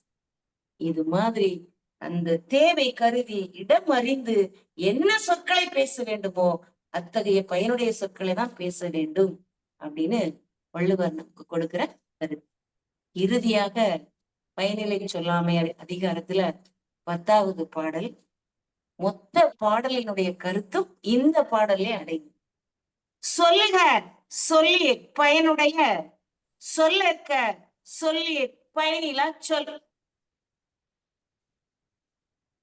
அதாவது சொற்கள்ல பயனுடைய சொற்களை மட்டுமே பேச வேண்டும், பயனில்லாத சொற்களை பேசவே கூடாது. இது வரதராசனும் அதான் சொல்றாங்க. நம்ம கலைஞர் அவர்களும் பயனளிக்காத சொற்களை விடுத்து மனதில் பதிந்து பயனளிக்க கூடிய சொற்களையே பேச வேண்டும் அப்படின்னு சொல்றாங்க. மனதை அதுதான் பழக்கணும். எதை பேசணுங்கிறத கருத்துக்கு நம்ம மனசு நாம முதல்ல பழக்கணும். இப்போ காமராஜர் இருக்காங்க இல்லையா, காமராஜர் முதலமைச்சரா இருக்கும்போது அவங்க வயதுல குறைஞ்ச ஒரு சின்ன வயசு உடைய ஒரு அமைச்சரை இருந்தார். ஒரு அமைச்சர் இருந்தார். அதுல சீஃப் செக்ரட்டரின்னு ஒருத்தங்க இருப்பாங்க இல்லையா, அவர் வயதானவர், ரிட்டையர்ட் ஆகிற ஸ்டேஜ்ல இருந்தார். அவர் தினமும் இந்த வயது குறைந்த அமைச்சரை போய் பார்க்க போவார். இன்னைக்கு என்ன நிகழ்வு, இன்னைக்கு இந்த மாதிரி எந்தெந்த நிகழ்ச்சிக்கு நம்ம போகணும், இன்னைக்கு இதுல எல்லாம் இந்த கோப்புகளை நீங்க கையெழுத்து போடணும் அப்படிலாம் சொல்றதுக்கு போவார். ஆனா அந்த வயது குறைந்த அந்த அமைச்சர் உட்கார்ந்துட்டே இருப்பார். இந்த சீஃப் செக்ரட்டரி வயசானவர் வருவார் இல்லையா, வந்தவரை நிக்க வச்சுக்கிட்டே இருப்பார். நின்னுக்கிட்டே இருக்கணும். அவரு வயதானவர் கூட, அனுபவசாலியும் கூட நின்றுட்டே இருப்பாரு. 1 மணி நேரம் ஆனாலும் நின்றுட்டே அந்த கடமைகள் என்னென்ன அப்படின்னு எடுத்து எடுத்து சொல்லிட்டே இருக்கணும். இப்படி ஒரு நிலை டெய்லி இருந்தது. ஒரு நாள் அந்த வயதான அந்த சீஃப் செக்ரட்டரி நம்ம காமராஜர் போய் பார்த்தார். அவருக்கு உடல்நிலையும் அப்படியே வயதாகி போச்சுங்க. சொன்னார் காமராஜர் போய், ஐயா இப்படி அந்த அமைச்சர் நான் போனா மணிக்கணக்கா நிக்க வேண்டி இருக்கு, அதனால என்னால முடியல, எப்படி சொல்றதுன்னு எனக்கு தெரியல ஐயா. அவ்வளவுதானே, சரி நீங்க போங்க நான் பாத்துக்கிறேன். மறுநாள் வந்தது. அந்த வயது குறைந்த அமைச்சரை கூப்பிட்டு விட்டார். அவர் நின்றுட்டே இருந்தார். காமராஜர் ஏதோ ஒரு சில வார்த்தைகள் பேசினார். அப்படின்னு நின்றுட்டே இருந்தார். நின்றுட்டே இருந்தானே இன்னைக்கு இந்த அந்த வேலை இந்த அமைச்சரகத்துல என்னென்ன செயல்பாடு பண்ணணும் பேசிட்டே இருந்தாங்க. அப்புறமே இன்னொரு காவலாளியை கூப்பிட்டு சீஃப் செக்ரட்டரி வர சொல்லுங்க அப்படின்னாரு. அந்த வயதானவர் வந்தாரு. வயதான அந்த செக்ரட்டரி வந்தோடனே தான் பக்கத்துல இன்னொரு சேர் போட்டு அவரை உட்கார வச்சுட்டாரு. உட்கார வச்சுட்டு, என்ன நீங்க சீக்கிரம் வந்தீங்களா, உடம்பு இப்படி நல்லா இருக்கீங்களா அப்படின்னு விசாரிச்சுட்டாரு. அவர்கிட்ட வேற எதுவும் பேசல. இவர்கிட்ட நிக்க வச்சுக்கிட்டே, இந்த வயது குறைந்த அமைச்சர் நிக்க வச்சுட்டே பேசிட்டே இருந்தாரு. பேசிட்டு இருக்கும் போதே இவரை ஒரு 1/2 மணி நேரம் உட்கார வச்சுட்டு, சரிப்பா நீங்க போங்க, நான் கொஞ்சம் இவங்ககிட்ட பேச வேண்டியது உடனே அந்த சீஃப் செக்ரட்டரி போச்சு விட்டாரு. இந்த வயது குறைந்த அமைச்சரை நிக்க வச்சுக்கிட்டே பேசி முடிச்சுட்டு, சொல்ல வேண்டியதை சொல்லி முடிச்சு, இப்ப நீங்க போலாம் ஏன் அப்படின்னு சொல்லி போக முடிச்சு. அவன மறுநாள் வந்தது. இதே மாதிரி சீஃப் செக்ரட்டரி அந்த வயது குறைந்த அமைச்சரை சந்திச்சாரு. சந்திச்ச உடனே உள்ள போனாரு. போன உடனே என்ன சொன்னாரு, பக்கத்துல சேருபட, ஐயா உட்காருங்க வாங்க, உட்காருங்க உட்காருங்க உட்கார்ந்து பேசுவோம் அப்படின்னாரு. பேசவே இல்லை காமராஜர். 2 பேருக்கிட்ட என்னன்னா, இப்படி இருங்க, ஏன் வயது குறைந்தவங்களை நீ நிக்க வச்சு பேசுறீங்க, என்ன பண்பாடு, எதுவும் பேசுறீங்க. பேசாமலே செயல்பட வைத்தார் இல்லையா. பயனற்ற சொற்களை பேச வேண்டிய அவசியம் இல்லை. இது மாதிரி இருக்கு, பயனுள்ள சொற்களை மட்டும்தான் பேசணும் அப்படின்னு சொல்லி மொத்த 9 குறளுடைய கருத்தே இது. நம்ம வாழ்க்கையில மற்றவங்கள்ட்டையோ உறவுகள் உறவுகள் தொடரணும், நட்புகள் இனிக்கணும், வாழ்க்கை மகிழ்ச்சியா இருக்கணும், நம்ம இருக்கிற இடம் எல்லாமே ஒரு ஆனந்த அலை வீசணும் அப்படின்னா எந்த இடத்திலும் சரி, யார் இடத்திலுமே பயனற்ற சொற்களை சொல்லாமல் பயனுள்ள சொற்களை மட்டுமே பேசி வாழ்க்கை பயனடைந்து வாழ வாழ்த்தி விடைபெறுகிறேன். வாய்ப்புக்கு நன்றி, வணக்கம். நன்றி ஆசிரியர் பெருமகனார் அவர்களே, ரொம்ப மிக்க மகிழ்ச்சி. நல்ல ஒப்பீடு நிறைய, அதாவது நிகழ்கால ஒப்பீடுகள், அரசியல் ஒப்பீடுகள் எல்லாம் கலர்ந்த கலவையாக இயல்பான உதாரணங்களோடு எடுத்து சென்றீர்கள். அது ரொம்ப எளிமையாக கடத்தி இருக்கிறீர்கள். மிக்க மகிழ்ச்சி. வழக்கம்போல் பின்னூட்டத்தை தொடங்கி வைக்கிற எங்கள் கவிஞர், கலை இலக்கிய பெருமன்றத்தினுடைய மேனாள் பொதுச் செயலாளர் கவிஞர் ரவீந்திர பாரதி ஐயா அவர்கள்.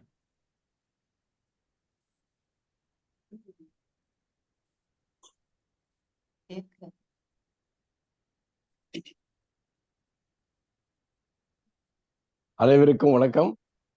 ஒரு வணக்கம் நல்ல ஐயா. வணக்கம் வணக்கம் வணக்கம் வணக்கம் வணக்கம். முற்றோதல் செய்த உமா மகேஸ்வரி குழந்தை நம்ம அருமை பேத்தி ரொம்ப அழகா முற்றோதல் செஞ்சாங்க. அவங்களுக்கு என்னுடைய அன்பும் வாழ்த்துக்களும். மிக நல்ல ஒரு வகுப்பெடுத்த மாதிரி நிறைய கதைகள், நிறைய வாழ்வியல் நிகழ்ச்சிகள் எல்லாத்தையும் பொருத்தி பொருத்தி பொருத்தி ஒரு விரிவான ஒரு உரையை நல்ல உடல் மொழியோடு, தெளிந்த உச்சரிப்போடு, அழகான குரல் வளத்தோடு மிக அருமையாக சொல்லியிருக்கிறார்கள். ஆசிரியை விஜயலட்சுமி அவர்களுக்கு, தமிழாசிரியர் விஜயலட்சுமி அவர்களுக்கு என்னுடைய அன்பும் வாழ்த்துக்களும். திருக்குறளிலே எல்லா அதிகாரமே சிறந்ததுதான். இந்த பயனில் சொல்லாமை இது மிக ஒரு முக்கியமான அதிகாரம். வாழ்க்கையில மனிதன் தன்னுடைய கருத்துக்களை பரிமாறிக்கொள்வதற்குத்தான் மொழி இருக்கிறது.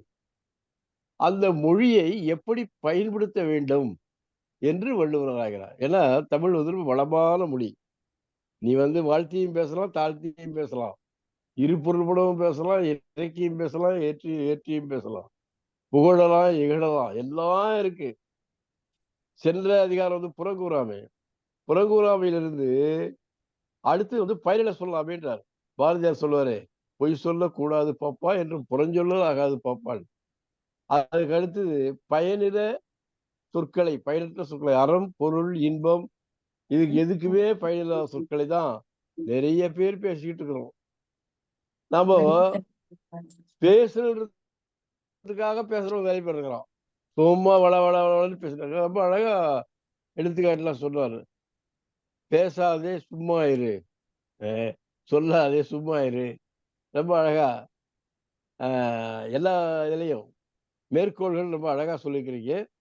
இந்த குறளினுடைய முதல் குறளையும் கடைசி குறளையும் பார்த்தோம்னா, இதுக்கு அந்த கடைசி குறள் முத்தாய்ப்பா ரொம்ப அழகா சொல்லுக சொல்லீர் பயனுடைய, சொல்லுக சொல்லற்க பயனிலாச்சல்.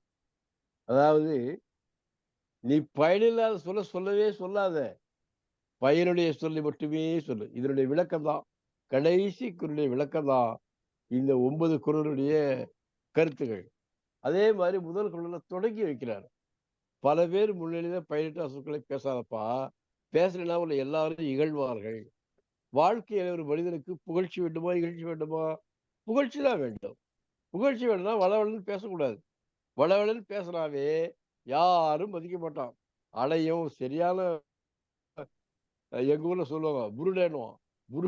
புருடான்னு சொல்றான் பாருங்க. புருடானா வேற ஒண்ணும் இல்ல. அதாவது சொர குடுக்க இருக்குல்ல, அந்த கிராமத்துல பேச்சு வழக்குல புருடேன்னுவாங்க. அதுக்குள்ள ஒண்ணுமே இருக்காது. பாக்குறதுக்கு மேல அழகா பெருசா சுரக்கா மாதிரி தெரியும். அது காஞ்சி போற நல்ல முற்றி உலர்ந்து போன அந்த சுரக்காய பசங்க நீச்சல் கத்துக்கிறதுக்காக பயன்படுத்துவாங்க அதை. அப்போ அதுக்குள்ள ஒண்ணும் இருக்காது. அந்த மாதிரி இவன் புருடா விடுறான்டா இவன் அப்படின்னு. அப்ப என்ன அர்த்தம்? பயனில சொற்களை பேசுபவன் என்று பொருள். வள்ளுவர் மிக அழகான வாழ்வியல் ஞானி. அவர் நம்ம வாழ்க்கையை வளமாக வாழ வேண்டும் என்று தமிழ்ல மிக அழகான குறளை எழுதியிருக்கிறார். எல்லா குறளுமே மனித வாழ்க்கைக்கு வெளிச்சம் தரக்கூடிய, பொருள் தரக்கூடிய, வழிகாட்டக்கூடிய குறள்களை படைத்திருக்கிறார். அதுல இது ரொம்ப முக்கியமானது. நீ தமிழ்ல முன்னே சொன்ன தமிழ் வளமான மொழி, நிறைய பேசலாம். அதுக்காக பேசிக்கிட்டே இருக்காத, அளந்து பேசு. அளந்து பேசு. உனக்கு என்ன தேவையோ அதை மட்டும் பேசு. அப்பதான் ஒரு மனிதனுக்கு மரியாதை இருக்கும். சும்மா பேசிக்கிட்டே இதெல்லாம் மதிக்க மாட்டான். ஏவே சில நொல்லப்பா இவன், இவன் சும்மா எப்ப பாரு வளவன்னு பேசினே இருப்பான். பொருளற்ற சொற்களை, பயனற்ற சொற்களை யாருக்கும் உதவி தராத சொற்களை, வெறும் நேரத்தை போக்கக்கூடிய வெற்றி சொற்களை பேசக்கூடாது. அதைத்தான் வள்ளுவர் ரொம்ப அழகா சொல்ற. காரணம் என்னன்னா, ஒரு வளர்ச்சியடைந்த மொழியில ஏராளமான சொல்வளம் இருக்கும். அதனாலே நம்ம நிறைய பேசுறோம். ஆனா பேச்சு எப்படி இருக்க வேண்டும்? பொருள் புதிதாக இருக்க வேண்டும். பயன் உடையதாக இருக்க வேண்டும். அதான் பயன் இல. உனக்கும் பயனில்லாத சொற்கள், நாம் யாரிடம் பேசுகிறோமோ அவருக்கும் பயனற்ற சொற்கள். இந்த இருவருக்குமே, பேசுவோர் கேட்போர் இருவருக்குமே பயனில்லாத சொற்களை பேசக்கூடாது.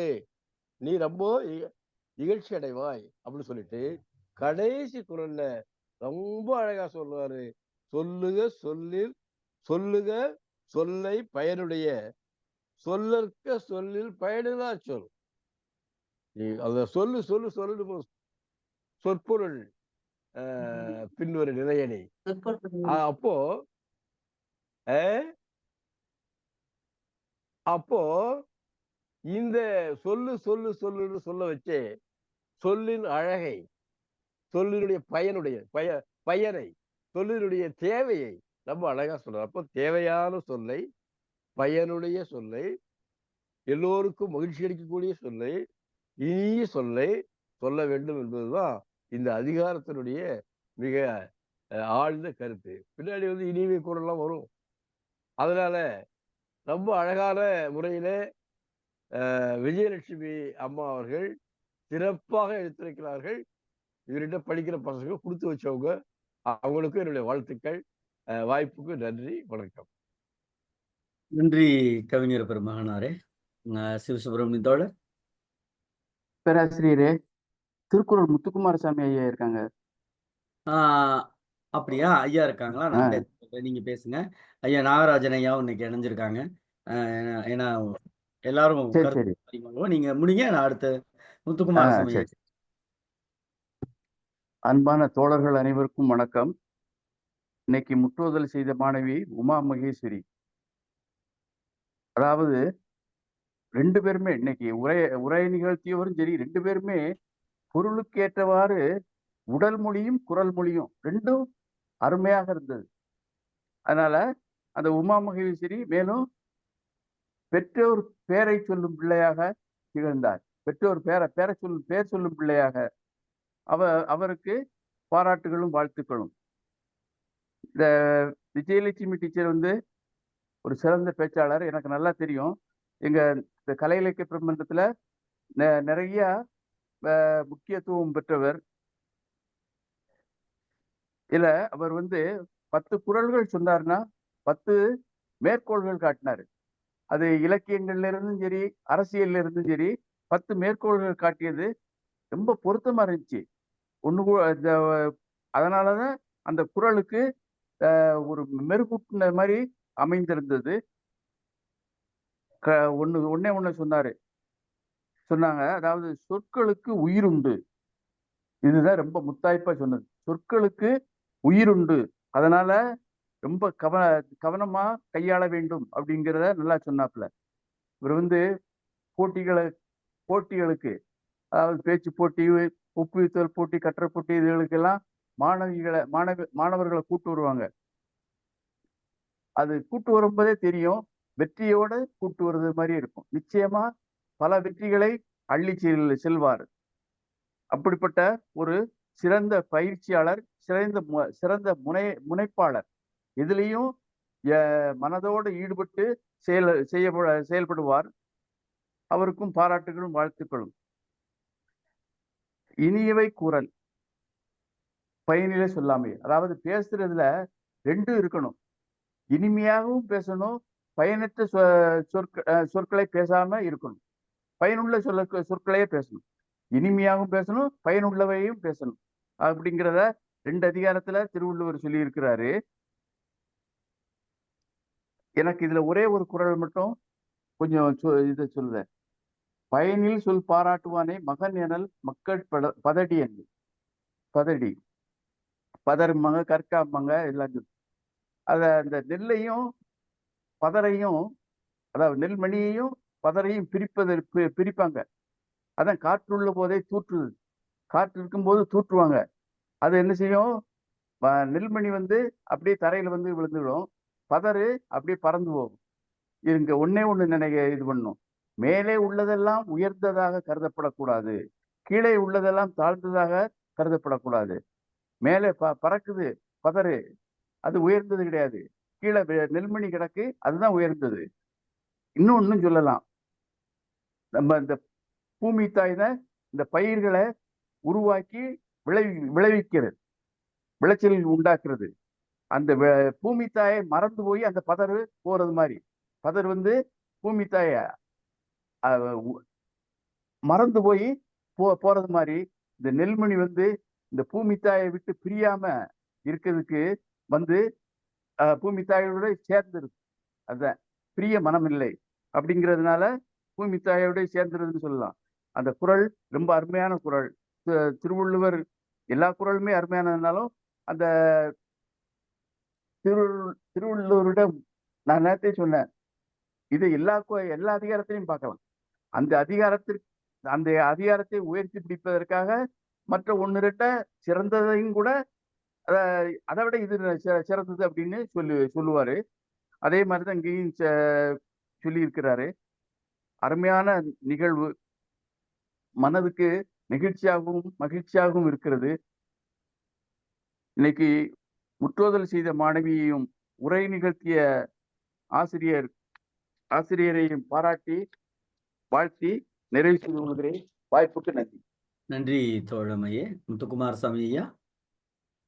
அனைத்து தமிழ் நெஞ்சங்களுக்கும் அன்புடன் கூடிய பணிவான வணக்கங்கள். இன்று திருக்குறள் முற்றோதல் செய்த மாணவி உமா மகேஸ்வரி அவர்கள் சிறப்பாக முற்றோதல் செய்தார்கள். விளக்கம் கருத்துரை தந்த மதிப்புக்குரிய ஆசிரியர் விசயலட்சுமி அவர்களும் மேற்கோளோடு மிகவும் அழகாக விளக்கினார்கள். நான் சொல்ல வருவது என்னவென்றால், கூறல், சொல்லுதல், பேசுதல் இவை அனைத்துமே நாக்கின் பணி. இதில் வள்ளுவர் எத்தனை அதிகாரங்கள் சொல்லியிருக்கிறார் என்றால், 10வது அதிகாரம் இனியவை கூறல், 19வது அதிகாரம் புறம் கூறாமை, 20 பயனில சொல்லாமை, 65 சொல் வன்மை. இவை நேரடியாக சொல்வதாக இருந்தாலும் மேலும் 2 அதிகாரங்கள் இருக்கின்றன. அவை அறிதல் 72, 73 அவை அஞ்சாமை. இவை அனைத்துமே சொற்களின் தன்மையையும் அதன் பயன்படுத்தும் வகைமையும் பற்றி சொல்லுகின்றது திருக்குறளில்.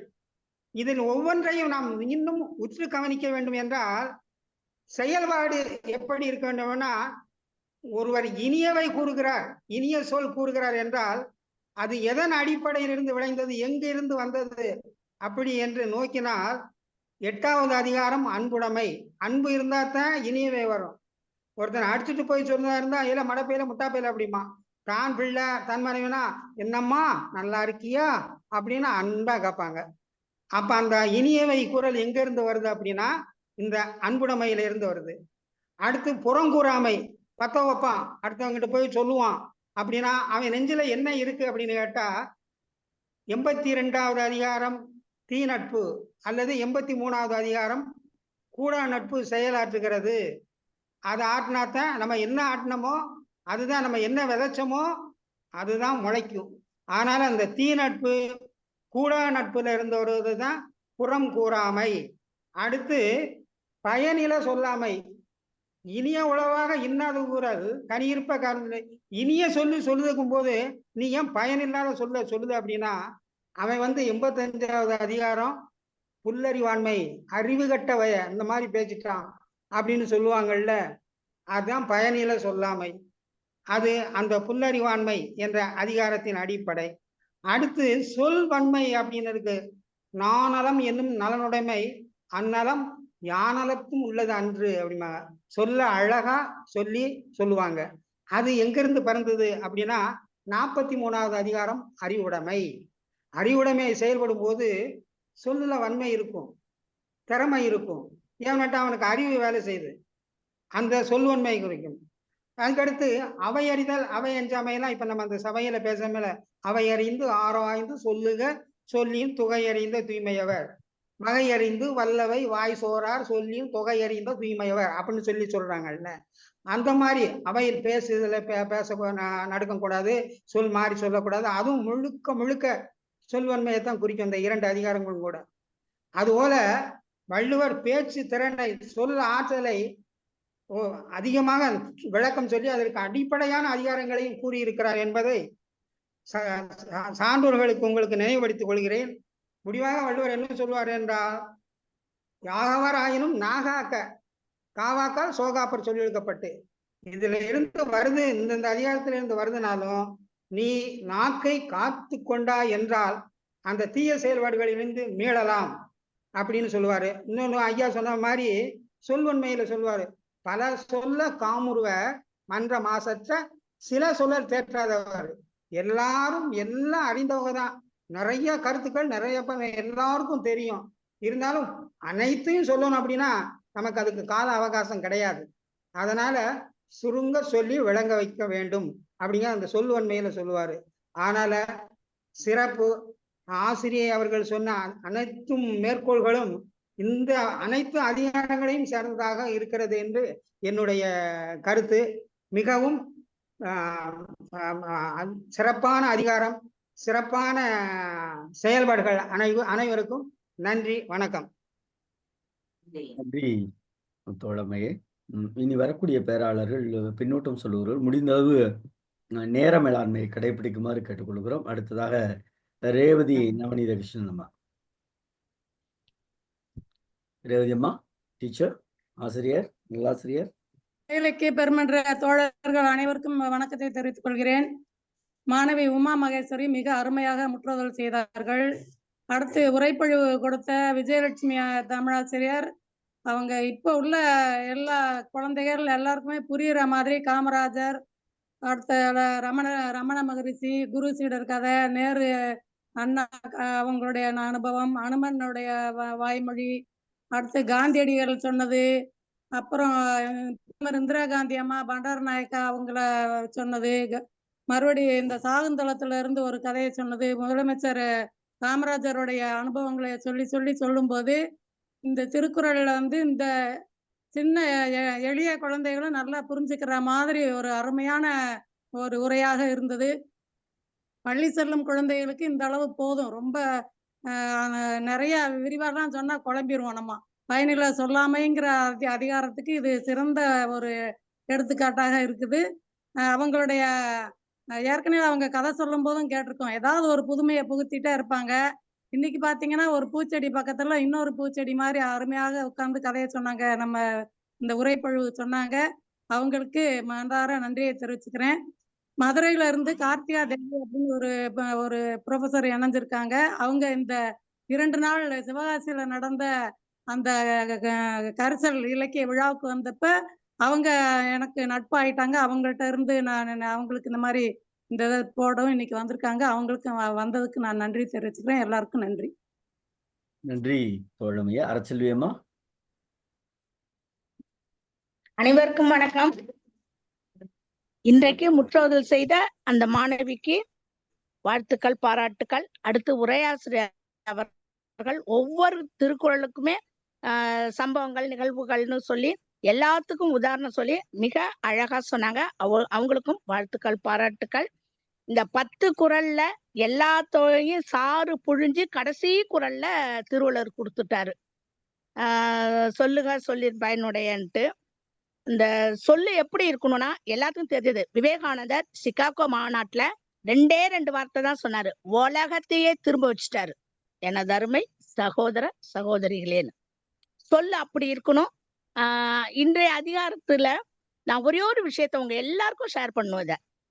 இந்த தலைப்புக்கேற்ற 2 சம்பவங்கள் நான் நேத்தும் கிடைச்சது, இன்னைக்கும் கிடைச்சது. நேத்து ஆட்டோல போகும்போது அந்த ஆட்டோக்காரரு கிட்ட நான் சொன்னேன், இந்த இடத்துல இந்த ஸ்டாப்பிங்ல ஆட்டோ எதுவும் வராதுன்னு எனக்கு தெரியும், இருந்தாலும் இன்னைக்கு இருக்கணும்னு வேண்டிட்டே வந்தேன், நல்ல வேளை நீங்க நின்னீங்க அப்படின்னு. அப்ப அவர் சொன்னாரு, 10 நிமிஷமா இந்த இடத்துல நின்னம்மா, என்னை அறியாமலே நான் ஒரு மாதிரி மனசு கலங்கி நின்னேன்னு. ஏங்க அப்படிங்கும்போது அவர் சொல்றாரு, ஒரு 2-3 பேர் வந்து லேடிஸ் ஏறிட்டு வந்தாங்க. செந்துறைக்கு போகணும் பஸ்ஸுக்குன்னு.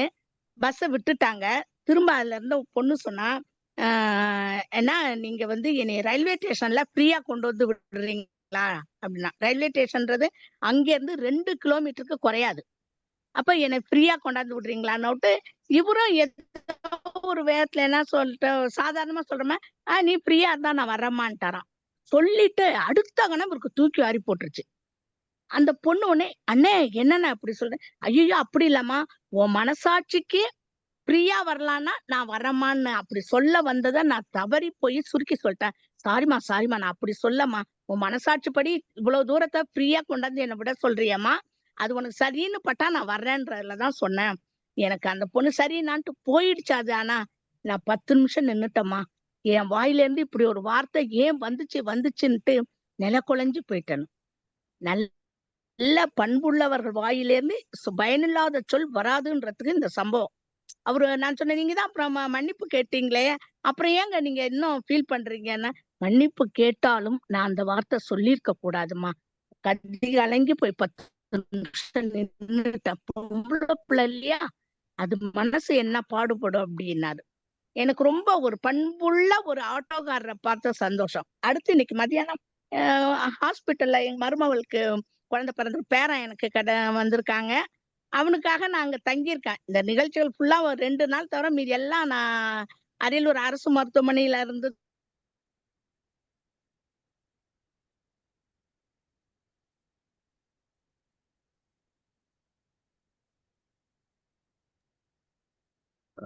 வெளியில போயிட்டாங்க. ஐயா வந்துட்டேங்கய்யா. ஓகே. ஒரே ஒரு நிகழ்ச்சி மட்டும் சொல்லிடுறாங்கய்யா. இன்னைக்கு மத்தியானம் பேசும்போது ஒரு பயனுள்ள சொல் ஒண்ணு கேட்டோம்.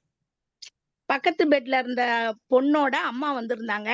எல்லாரும் பேசிருக்கும் போது அவங்களும் பேசினாங்க. நீங்க என்ன ஒரு மகளுக்காக வந்தீங்களா? ஆமான்னாங்க. அவங்க அனுபவத்தை சொல்லும்போது நாங்க 4-5 பேரும் அப்படி கேட்டோம். அவங்க சொன்னா, எனக்கு 14 வயசுல கல்யாணம் ஆச்சுமா. 14 வயசுல கல்யாணம், 15 வயசுல குழந்தை. எனக்கு எடுத்த விட்டு 2 பொம்பளை பிள்ளைங்க பிறந்தனால எங்க வீட்டுக்காரர் சொன்னாரு, நான் இது போதும் அப்படிங்கும்போது, உனக்கு வேலை செய்ய 2 பிள்ளைகளை பெத்துக்கிட்ட, எனக்கு வேலை செய்ய 2 பிள்ளைகள் வேணும்னு சொல்லிட்டாரு. எனக்கு மொத்தம் 6 பிள்ளைகள் பிறந்தல, 2 இறந்துருச்சுமா, 4 தாம்மா இருக்கு. என்னைய டெலிவரிக்கு வந்து சைக்கிள்ல வச்சு கூட்டிட்டு போனாரு. நான் அந்த குழந்தை பிறக்கிற அன்னைக்கு கூட நான் வயக்காட்டுல குனிஞ்சு வேலை செய்வேன்னு அவ்வளவுதான் அவங்க சொன்னாங்க. அவங்க சொல்ல எல்லாருமே அசந்து போய் கேட்டோம். அதுல ஒரு வார்த்தை சொன்னாங்க. என் மாமியார் வந்து வேணா ஒரு வருஷம் விட்டு ஒரு வருஷம் குழந்தை பெத்துக்கிட்டே இருப்பா, நான் வந்து பாக்கணுமான்னு என் 2 பிள்ளைகளை வந்து பார்க்கவே இல்லம்மான்னாங்க. எல்லாருமே என்னைய பார்த்தாங்க, ஏன்னா நான் அங்கேயேதான் இருக்கேன்ட்டு. எங்க மருமக அவங்க சொல்றது அங்க இருந்த குழந்தை பெற்றுக்கிட்ட பெண்கள், அந்த பெண் பிள்ளைகளுக்கும் பயனுள்ளதா இருந்தது. என்ன மாதிரி இருக்கிறவங்களுக்கும் பயனுள்ள செய்தியா இருந்தது. இந்த 2 பேர்த்த உங்களுக்கு எல்லாம் அறிமுகப்படுத்தணும்னு இந்த தலைப்பை கேட்டவிட்டே நான் சொல்லணும்னு நினைச்சேன். சொல்லிட்டேன். இன்றைய நிகழ்ச்சி மிக மிக அருமை. வாய்ப்புக்கு நன்றி. வணக்கம். தோழமையே, முடிந்தளவு நம்ம என்ன நேர மேலாண்மை ரொம்ப முக்கியம். நம்ம ஒரு மணி நேரம் 10 நிமிடம்னு வைத்திருக்கிறோம். இன்றைக்கு ஏன்னா காலம் கடந்து போகுது. முடிந்தளவு சொல்லுகிறவர்கள் அதோடு தொடர்புடைய செய்திகளை இணைத்துக் கொள்வது நல்லது. கொஞ்சம் தவிர்த்தால் நிறைய பேருக்கு வாய்ப்பு கொடுக்கலாம். வேற ஒன்றும் கிடையாது. அது ஒவ்வொரு நாளும் என்ன பிரச்சனை வருதுன்னா, நிறைய பேருக்கு வாய்ப்பு கொடுக்கலைங்கிறதான். அதனால கணேசன் சாத்தூர் தோழர் விரைவாக. தோழர்கள் அனைவருக்கும் வணக்கம். குரல் கேட்க பேராசிரியரே? நல்லா சிங்கத்தோட குரல் நல்லா கேக்குது. நல்லா கேக்குது. நல்லது. இன்று முற்றோதல் செய்த உமா மகேஸ்வரி பேத்தியாளுக்கு வந்து வாழ்த்துக்களும் பாராட்டுகளும் அருமையா சொன்னாங்க. அதே போல விஜயலட்சுமி டீச்சர் வந்து ஏற்கனவே அந்த நம்ம கதை சொல்ற நிகழ்வுகளையும் வந்து சிறப்பா சொல்லுவாங்க. அவங்க ஆசிரியருங்கிறதுனால நம்ம ஒரு கொஸ்டின் எழுதியிருப்போம், அதுக்கு வந்து ஒரு 10 மார்க் இருக்கு அப்படின்னு சொன்னா 8 மார்க் எழுதிட்டு எடுத்துக்காட்டுன்னு எழுதினாதான் அந்த ஃபுல் மார்க் கொடுக்கும். அதே போல அந்த ஒவ்வொரு குரலுக்குமே எடுத்துக்காட்டை சொல்றத ஃபுல் மார்க் வாங்கிட்டாங்க விஜயலட்சுமி ஆசிரியர் அவர்கள்.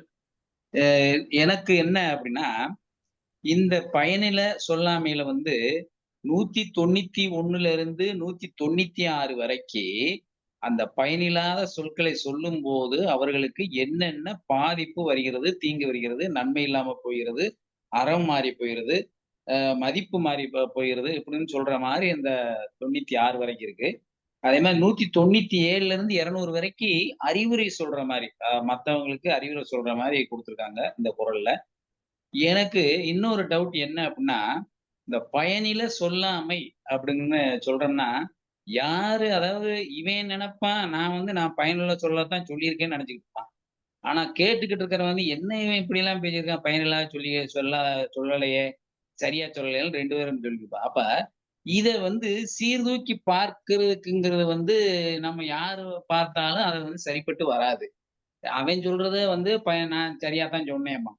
இவன் சரியில்லாம அப்ப இத ஒரு ஜட்ஜி வச்சு நம்ம பார்க்கவும் முடியாது. அப்ப பயனில சொல்லாமைங்கிறத அவர் மொத்தத்திலேயே அறிவுரை சொல்ற மாரி இருந்தா கூட, இத நம்ம எந்த அளவுல ஒரு முடிவு, ஒரு ரிசல்ட்ட நம்ம எடுத்துக்கிட முடியும்ன்ட்டு இந்த குறள்கள் சொல்ல. ஆனா அவர் சொல்றாரு, அதாவது 6 குறள்லயும் இதெல்லாம் பாதிப்பு அதிகமாயிரும் அப்படின்னு சொல்றத நம்ம அப்படி எடுத்துக்கணும். நம்மளா எடுத்துக்கிடவும் முடியாது. அப்ப 2 பேர் இதுல இணைஞ்சிருப்பாங்க. அந்த 2 பேருக்கு சொல்லக்கூடிய தன்மையில இத நம்ம எப்படி கொண்டு போறோம்னு தெரியல. மொத்தத்துல பய பயனுள்ள சொற்களை பேச வேண்டும். அவ்வளதான் இருக்குது. ஆ யார் இத ஒத்துக்கிடுவாங்களோ தெரியல. அதுதான் புரியாத ஒன்று. வாழ்க வளமுடன். வணக்கம், வாழ்த்துக்கள். அருமையா சொன்னாங்க. நன்றி தோழர். நம்முடைய ஐயா நல்லாசிரியரே நாகராஜன் ஐயா, நீங்க எதுவும் சொல்றதுக்கு வாய்ப்பு இருக்கா? சிறப்பான உரைன்றது எப்படி உணர்ந்தேன்னா, எப்படி தன்னைப் போலவே தன்னுடைய மரபையும் கொண்டு வர முடியும் அவங்களால. அது அப்படியே சமூகத்திலேயும் அவங்க இருக்க முடியுது. நீங்கலாம் சொல்றது பார்த்தா, அவங்க சிறப்பாகவே கதையை உணர்த்தும் அளவுக்கு சொல்ல முடியுது அப்படின்னாலே, அதுதான் உண்மை. கதை, மிகச்சிறப்பான கிராமிய பாடல்கள், இவைகள் எல்லாம் நடனம், கூத்து, நாடகம் இவைகள் வளர்ந்து திரைப்படமா என்றைக்கு உலா வர முடிகிறதோ, அப்போ நவீனத்துவப்படுகிற எந்த ஒரு காட்சி பொருண்மையும் கண்முன்னே நிறுத்தப்படுகிறது. மனக்கண் முன்னே கொண்டு சாகுந்தலத்திலிருந்து அற்புதமாக தொடர்ந்து கல்வி சிறந்த இந்த தமிழ்நாடு உண்மைதாங்கிறத நிரூபித்திருக்கிற தாய்மை வெல்க. அது உண்மையாவே குடித்தனம் பேணுதற்கேங்கிற ஒரு வரி, அது மாறி சமூகம் பேணுதற்கே என்பதை மாற்றி காட்டுகிற சகோதரியை தமிழாய் வாழ்க தழைத்து என்று வணங்குகிறேன். நன்றி ஐயப்பர் ஆசிரியர் பெருமானாரே. மிக்க மகிழ்ச்சி. நிறைவாக நம்முடைய தமிழ்நாடு கலை இலக்கிய பெருமன்றத்தினுடைய பொதுச் செயலாளர், போற்றுதலுக்குரிய தோழமை மிக்க மருத்துவர் அறம் ஐயா அவர்கள்.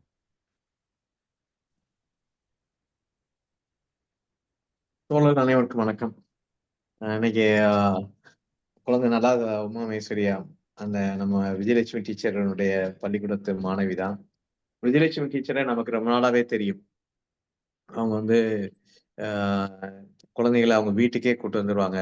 ஆன்லைன் மீட்டிங்ல நம்ம சிறார் நிகழ்ச்சிகள் நடந்துகிட்டு இருந்தது. தமிழ் ஒலி, நம்ம கீரா, இவங்களுடைய நாட்டார் கதைகளை, குழந்தைகளுக்கான பாடல்களை சொல்லும்போது கூட அவங்க எப்பயுமே அவங்க வீட்டுக்கே கொண்டு வந்து அவங்க எத்தனை குழந்தைகள் இருந்தாலும் வர சொல்லி இது பண்ணுவாங்க. அந்த குழந்தைகளோட முன்னேற்றம் குறித்து அவங்களுக்காண்டி என்ன செய்யறதுக்காக அவங்க தயாரா இருப்பாங்க. அப்படிப்பட்ட ஒரு மிகச்சிறந்த ஆசிரியர். அந்த ஆசிரியர் என்பதற்கான இலக்கணமாக கூட அவங்க இருப்பாங்க. இன்னைக்கு மிக அருமையா சொன்னாங்க. ஒவ்வொரு இதுக்குமே அவங்களுடைய வரலாறுல இருந்து இன்னைக்கு உள்ள நிலைமைகள் வரைக்கும் என்னென்னலாம் எடுத்து சொல்லி அருமையா சொன்னாங்க. ரொம்ப அருமை. ரவீந்திர பாரதி தோழரும் அவர் சொன்ன அந்த சொல்லுக சொல்லீர் பயனுடைய சொல்லற்க சொல்லீர் பயனில்லா சொல். இதுல 5 இது சொல்லுன்னு வருது. 2 பயனுடைய பயனில்லா. இந்த 2 சொல் வருது. அப்ப எவ்வளவு நிபுணத்துவம் இருந்தா அந்த வார்த்தை வசப்படும். வள்ளுவருக்கு அந்த வார்த்தை வசப்படுதல் எவ்வளவு அருமையா இருந்திருக்குன்றத நம்ம ரசிச்சு ரசிச்சு பார்க்கலாம். ஒரு கவிதையை வாசிப்பதை போல மீண்டும் மீண்டும் இதை வாசித்து நமக்குள் ஒரு மனநிறைவை தரக்கூடிய சொற்களாக இருக்கு. நம்ம இன்னைக்கு எல்லாம் இங்க பெனிங்டன் லைப்ரரிக்கு போய் பார்க்க போயிருந்தோம். பென்னிங்டன் என்பவர் திருநெல்வேலியின் ஆட்சியராக இருந்தபோது ஸ்ரீலிபுத்தூரில் 150 ஆண்டுகளுக்கு முன்பாக ஒரு நூலகத்தை ஏற்படுத்தி இருக்கிறார். அந்த நூலகத்தில் வைத்துதான் இந்த கரிசல் இலக்கிய கழகத்தின் அடுத்த நிகழ்வு, மாதாந்திர நிகழ்வு ஆண்டாள் இளைய படைப்புகள் குறித்த கருத்தரங்கம் நடக்க இருக்கிறது. தமிழாண்டாள் என்ற தலைப்பில். அதற்காக சென்றிருந்தோம். அப்போதுதான் இந்த குரல்களை பார்த்து கொண்டு போனப்ப ஐயா சிவசுப்பிரமணிய ஐயா சொன்ன மாதிரி வள்ளுவர் ஒரு பொருளை எடுத்து பேசும்போது அந்த பொருளினுடைய முக்கியத்துவத்தை வலியுறுத்துவதற்காக இதுக்கு முன்னால் அவர் வலியுறுத்தியதெல்லாம் விட இது உயர்ந்தது என்று சொல்லக்கூடிய ஒரு தன்மை இருக்கோ அப்படி நேத்தே அதை சொன்னாங்க. நேத்து அவர் சொன்னப்ப ஆமா இப்படி எல்லாம் சொல்லியிருக்காரு. அறம்தான் சிறந்ததுன்னா அதோட இது ஒழுக்கம் அடக்கமுடைய ஒவ்வொன்றுக்கும் சொல்லி வர்றாரு. நம்ம நிறைவா கூட இதை பேசலாம். அப்ப வள்ளுவர் மிக மிக வலியுறுத்துவது எது அப்படின்றதை அவருடைய குரல்களில் இருந்து அவருடைய படைப்பிலிருந்து நாம் எடுத்து விவாதிக்கலாம். அறச்செல்வி அம்மாக்கு மிகப்பெரிய நன்றி சொல்ல வேண்டும். தன்னுடைய பேரனை ஒரு ஆஸ்பத்திரியில உள்ள வச்சிருக்காங்க. இந்த 8 மணி ஆகும்போது அவங்க வந்து சிக்னல் கிடைக்காது ஆஸ்பத்திரிக்குள்ள. அந்த மாவட்ட தலைமை மருத்துவமனைக்கு வெளியே வந்து இந்த நிகழ்ச்சிக்காண்டி அட்டன் பண்ணிட்டு அப்ப ஒருத்தங்க மாவட்ட தலைமை மருத்துவமனைன்றது ரொம்ப ஒரு பிஸியான இடம்.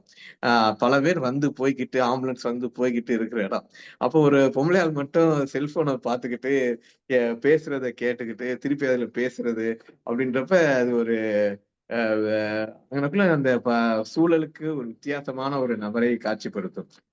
அது மாதிரிதான் செஞ்சுக்கிட்டு இருக்காங்க இப்ப ஒரு 10-15 நாளான்னு நினைக்கிறேன். நம்மளுடைய இந்த நாளும் ஒரு அதிகாரம் வந்ததுக்கு பின்பாக அவர் பல நாடகங்கள் பார்க்கதை திறந்து விட்டதாக அவங்களுடைய தோழி ரேவதி சொல்லிட்டு வந்தாங்க. நான் பாட்டுக்கு நிம்மதியா பல நாடகங்களை பார்த்துக்கிட்டு இருந்தேன். நீ வந்து இழுத்து விட்ட உள்ள இது இப்ப பேரனை இதுல வச்சிருந்தாலும் அந்த டயத்துக்கு வெளியே வந்து இந்த இதை அட்டன் பண்ணிட்டு போக வேண்டியது இருக்குன்ற மாதிரி அப்படி ஒரு கமிட்மெண்ட்டோட இருந்தாங்க. நம்ம ஐயா நாகராஜன் ஐயாவும் மிகச்சிறந்த பங்களிப்பை செலுத்தி கொண்டிருக்கார். கணேசன் தோழர் அனைவருக்கும் நன்றி. நன்றி பொதுச் செயலாளர் அவர்களே. நிறைவாக அம்மா விஜயலட்சுமி அம்மா எதுவும் சொல்றீங்களா? ஐயா நிறைவா எதுவும் சொல்றீங்களா? எல்லாருக்கும் நன்றி ஐயா. நன்றிமா பொதுச் செயலாளரே. நாளை இந்த குழந்தைகள் இன்னும் இருக்காங்க ஐயா. இந்த திருக்குறள் படி முற்றோதல் செய்த மாணவிகள் இருக்காங்க. அனுப்பி வைங்கம்மா. குழந்தைகளுடைய பெயர் பட்டியல் அனுப்பி வைங்க. நாம கண்டிப்பா அவங்களுக்கு ஒதுக்கிடுவோமா. நாள் முன்னாடியே நம்ம எந்த அதிகாரம்னு கூட நம்ம சொல்லிடலாம். ஏன்னா அது ஒரு மிகப்பெரிய பணியா போயிட்டு இருக்கு. நீங்க எனக்கு அனுப்புங்க. கண்டிப்பாக பொதுச் செயலாளர் கவனத்திற்கு கொண்டு அதுக்குன்னு ஒரு குழு இயங்கிட்டு இருக்கு. அந்த குழுவிட்ட ஒப்படைச்சு அவங்களுக்கு நம்ம பேசுவதற்கான வாய்ப்பு நம்ம கண்டிப்பா கொடுத்துருவோம்மா. எல்லாருக்கும் நன்றி. கண்டிப்பா நன்றி. பொதுச் செயலாளரே நாளை நிகழ்வுக்கு போயிடலாமா? இல்ல நான் சொல்லிடுவோம். நீங்களே சொல்லிருங்க. நன்றி தோழமைகளே. நாளைய தினம் நம்மோடு 21வது அதிகாரமான தீவினை எச்சம் என்கிற அதிகாரத்தை சொல்வதற்காக நல்லாசிரியர் விழுப்புரம் மாவட்டத்தைச் சேர்ந்த சென்னிகுளம் என்ற இடத்துல இருக்கக்கூடிய அரசு உயர்நிலைப் பள்ளியினுடைய தலைமை ஆசிரியர் சுந்தர அருணகிரி ஐயா அவர்கள் நம்மோடு உரைப்பொழிவில் இணைய இருக்கிறார். அதே போல சிப்பிப்பாறை பள்ளியினுடைய மாணவி அவர்களும் முற்றோதல் செய்ய இருக்கிறார்கள். அத்தனை பேருக்கும் தமிழ்நாடு கலை இலக்கிய பெருமன்றத்தின் சார்பாக நெஞ்சம் நிறைந்த வாழ்த்துக்களை சொல்லி சொல்லுக சொல்லீர் சொல்லுக சொல்லுக பயனுடைய சொல்லுக சொல்லற்க சொல்லீர் சொல் சொல்லற்க பயனிடா சொல் என்று நாம் நிறைவு செய்கிறோம். ஆகவே நம்முடைய கலை இலக்கிய பெருமன்றம் என்பது இலக்கியத்தால் இணைக்கின்ற மாபெரும் மக்கள் இயக்கமாக முன்னெடுத்து செல்ல வேண்டும் என்கிற நம்முடைய பொதுச் செயலாளர் மருத்துவர் அறம் அவர்களுடைய சிந்தனையுடைய செயல்பாட்டினை நாம் செயலாக்கம் செய்வதில் மனநிறைவு அடைந்து நாளை தினம் இரவு 8 மணிக்கு தமிழ்நாடு கலை இலக்கிய பெருமன்றம் நாளும் ஓர் அதிகாரம் என்கிற தலைப்பின் கீழ் உங்களோடு நன்றியும் வாழ்த்துக்களும். இப்ப நாளைக்கு தீவினை அச்சம் பேசணுங்களா ஐயா? ஆமாங்க ஐயா, ஆமாங்க. நாளைக்கு சரிங்க சொல்லிடுறேன் ஐயா. நன்றிங்க நன்றி ஐயா. நன்றி, ரொம்ப மகிழ்ச்சிங்க. நன்றி. நன்றி.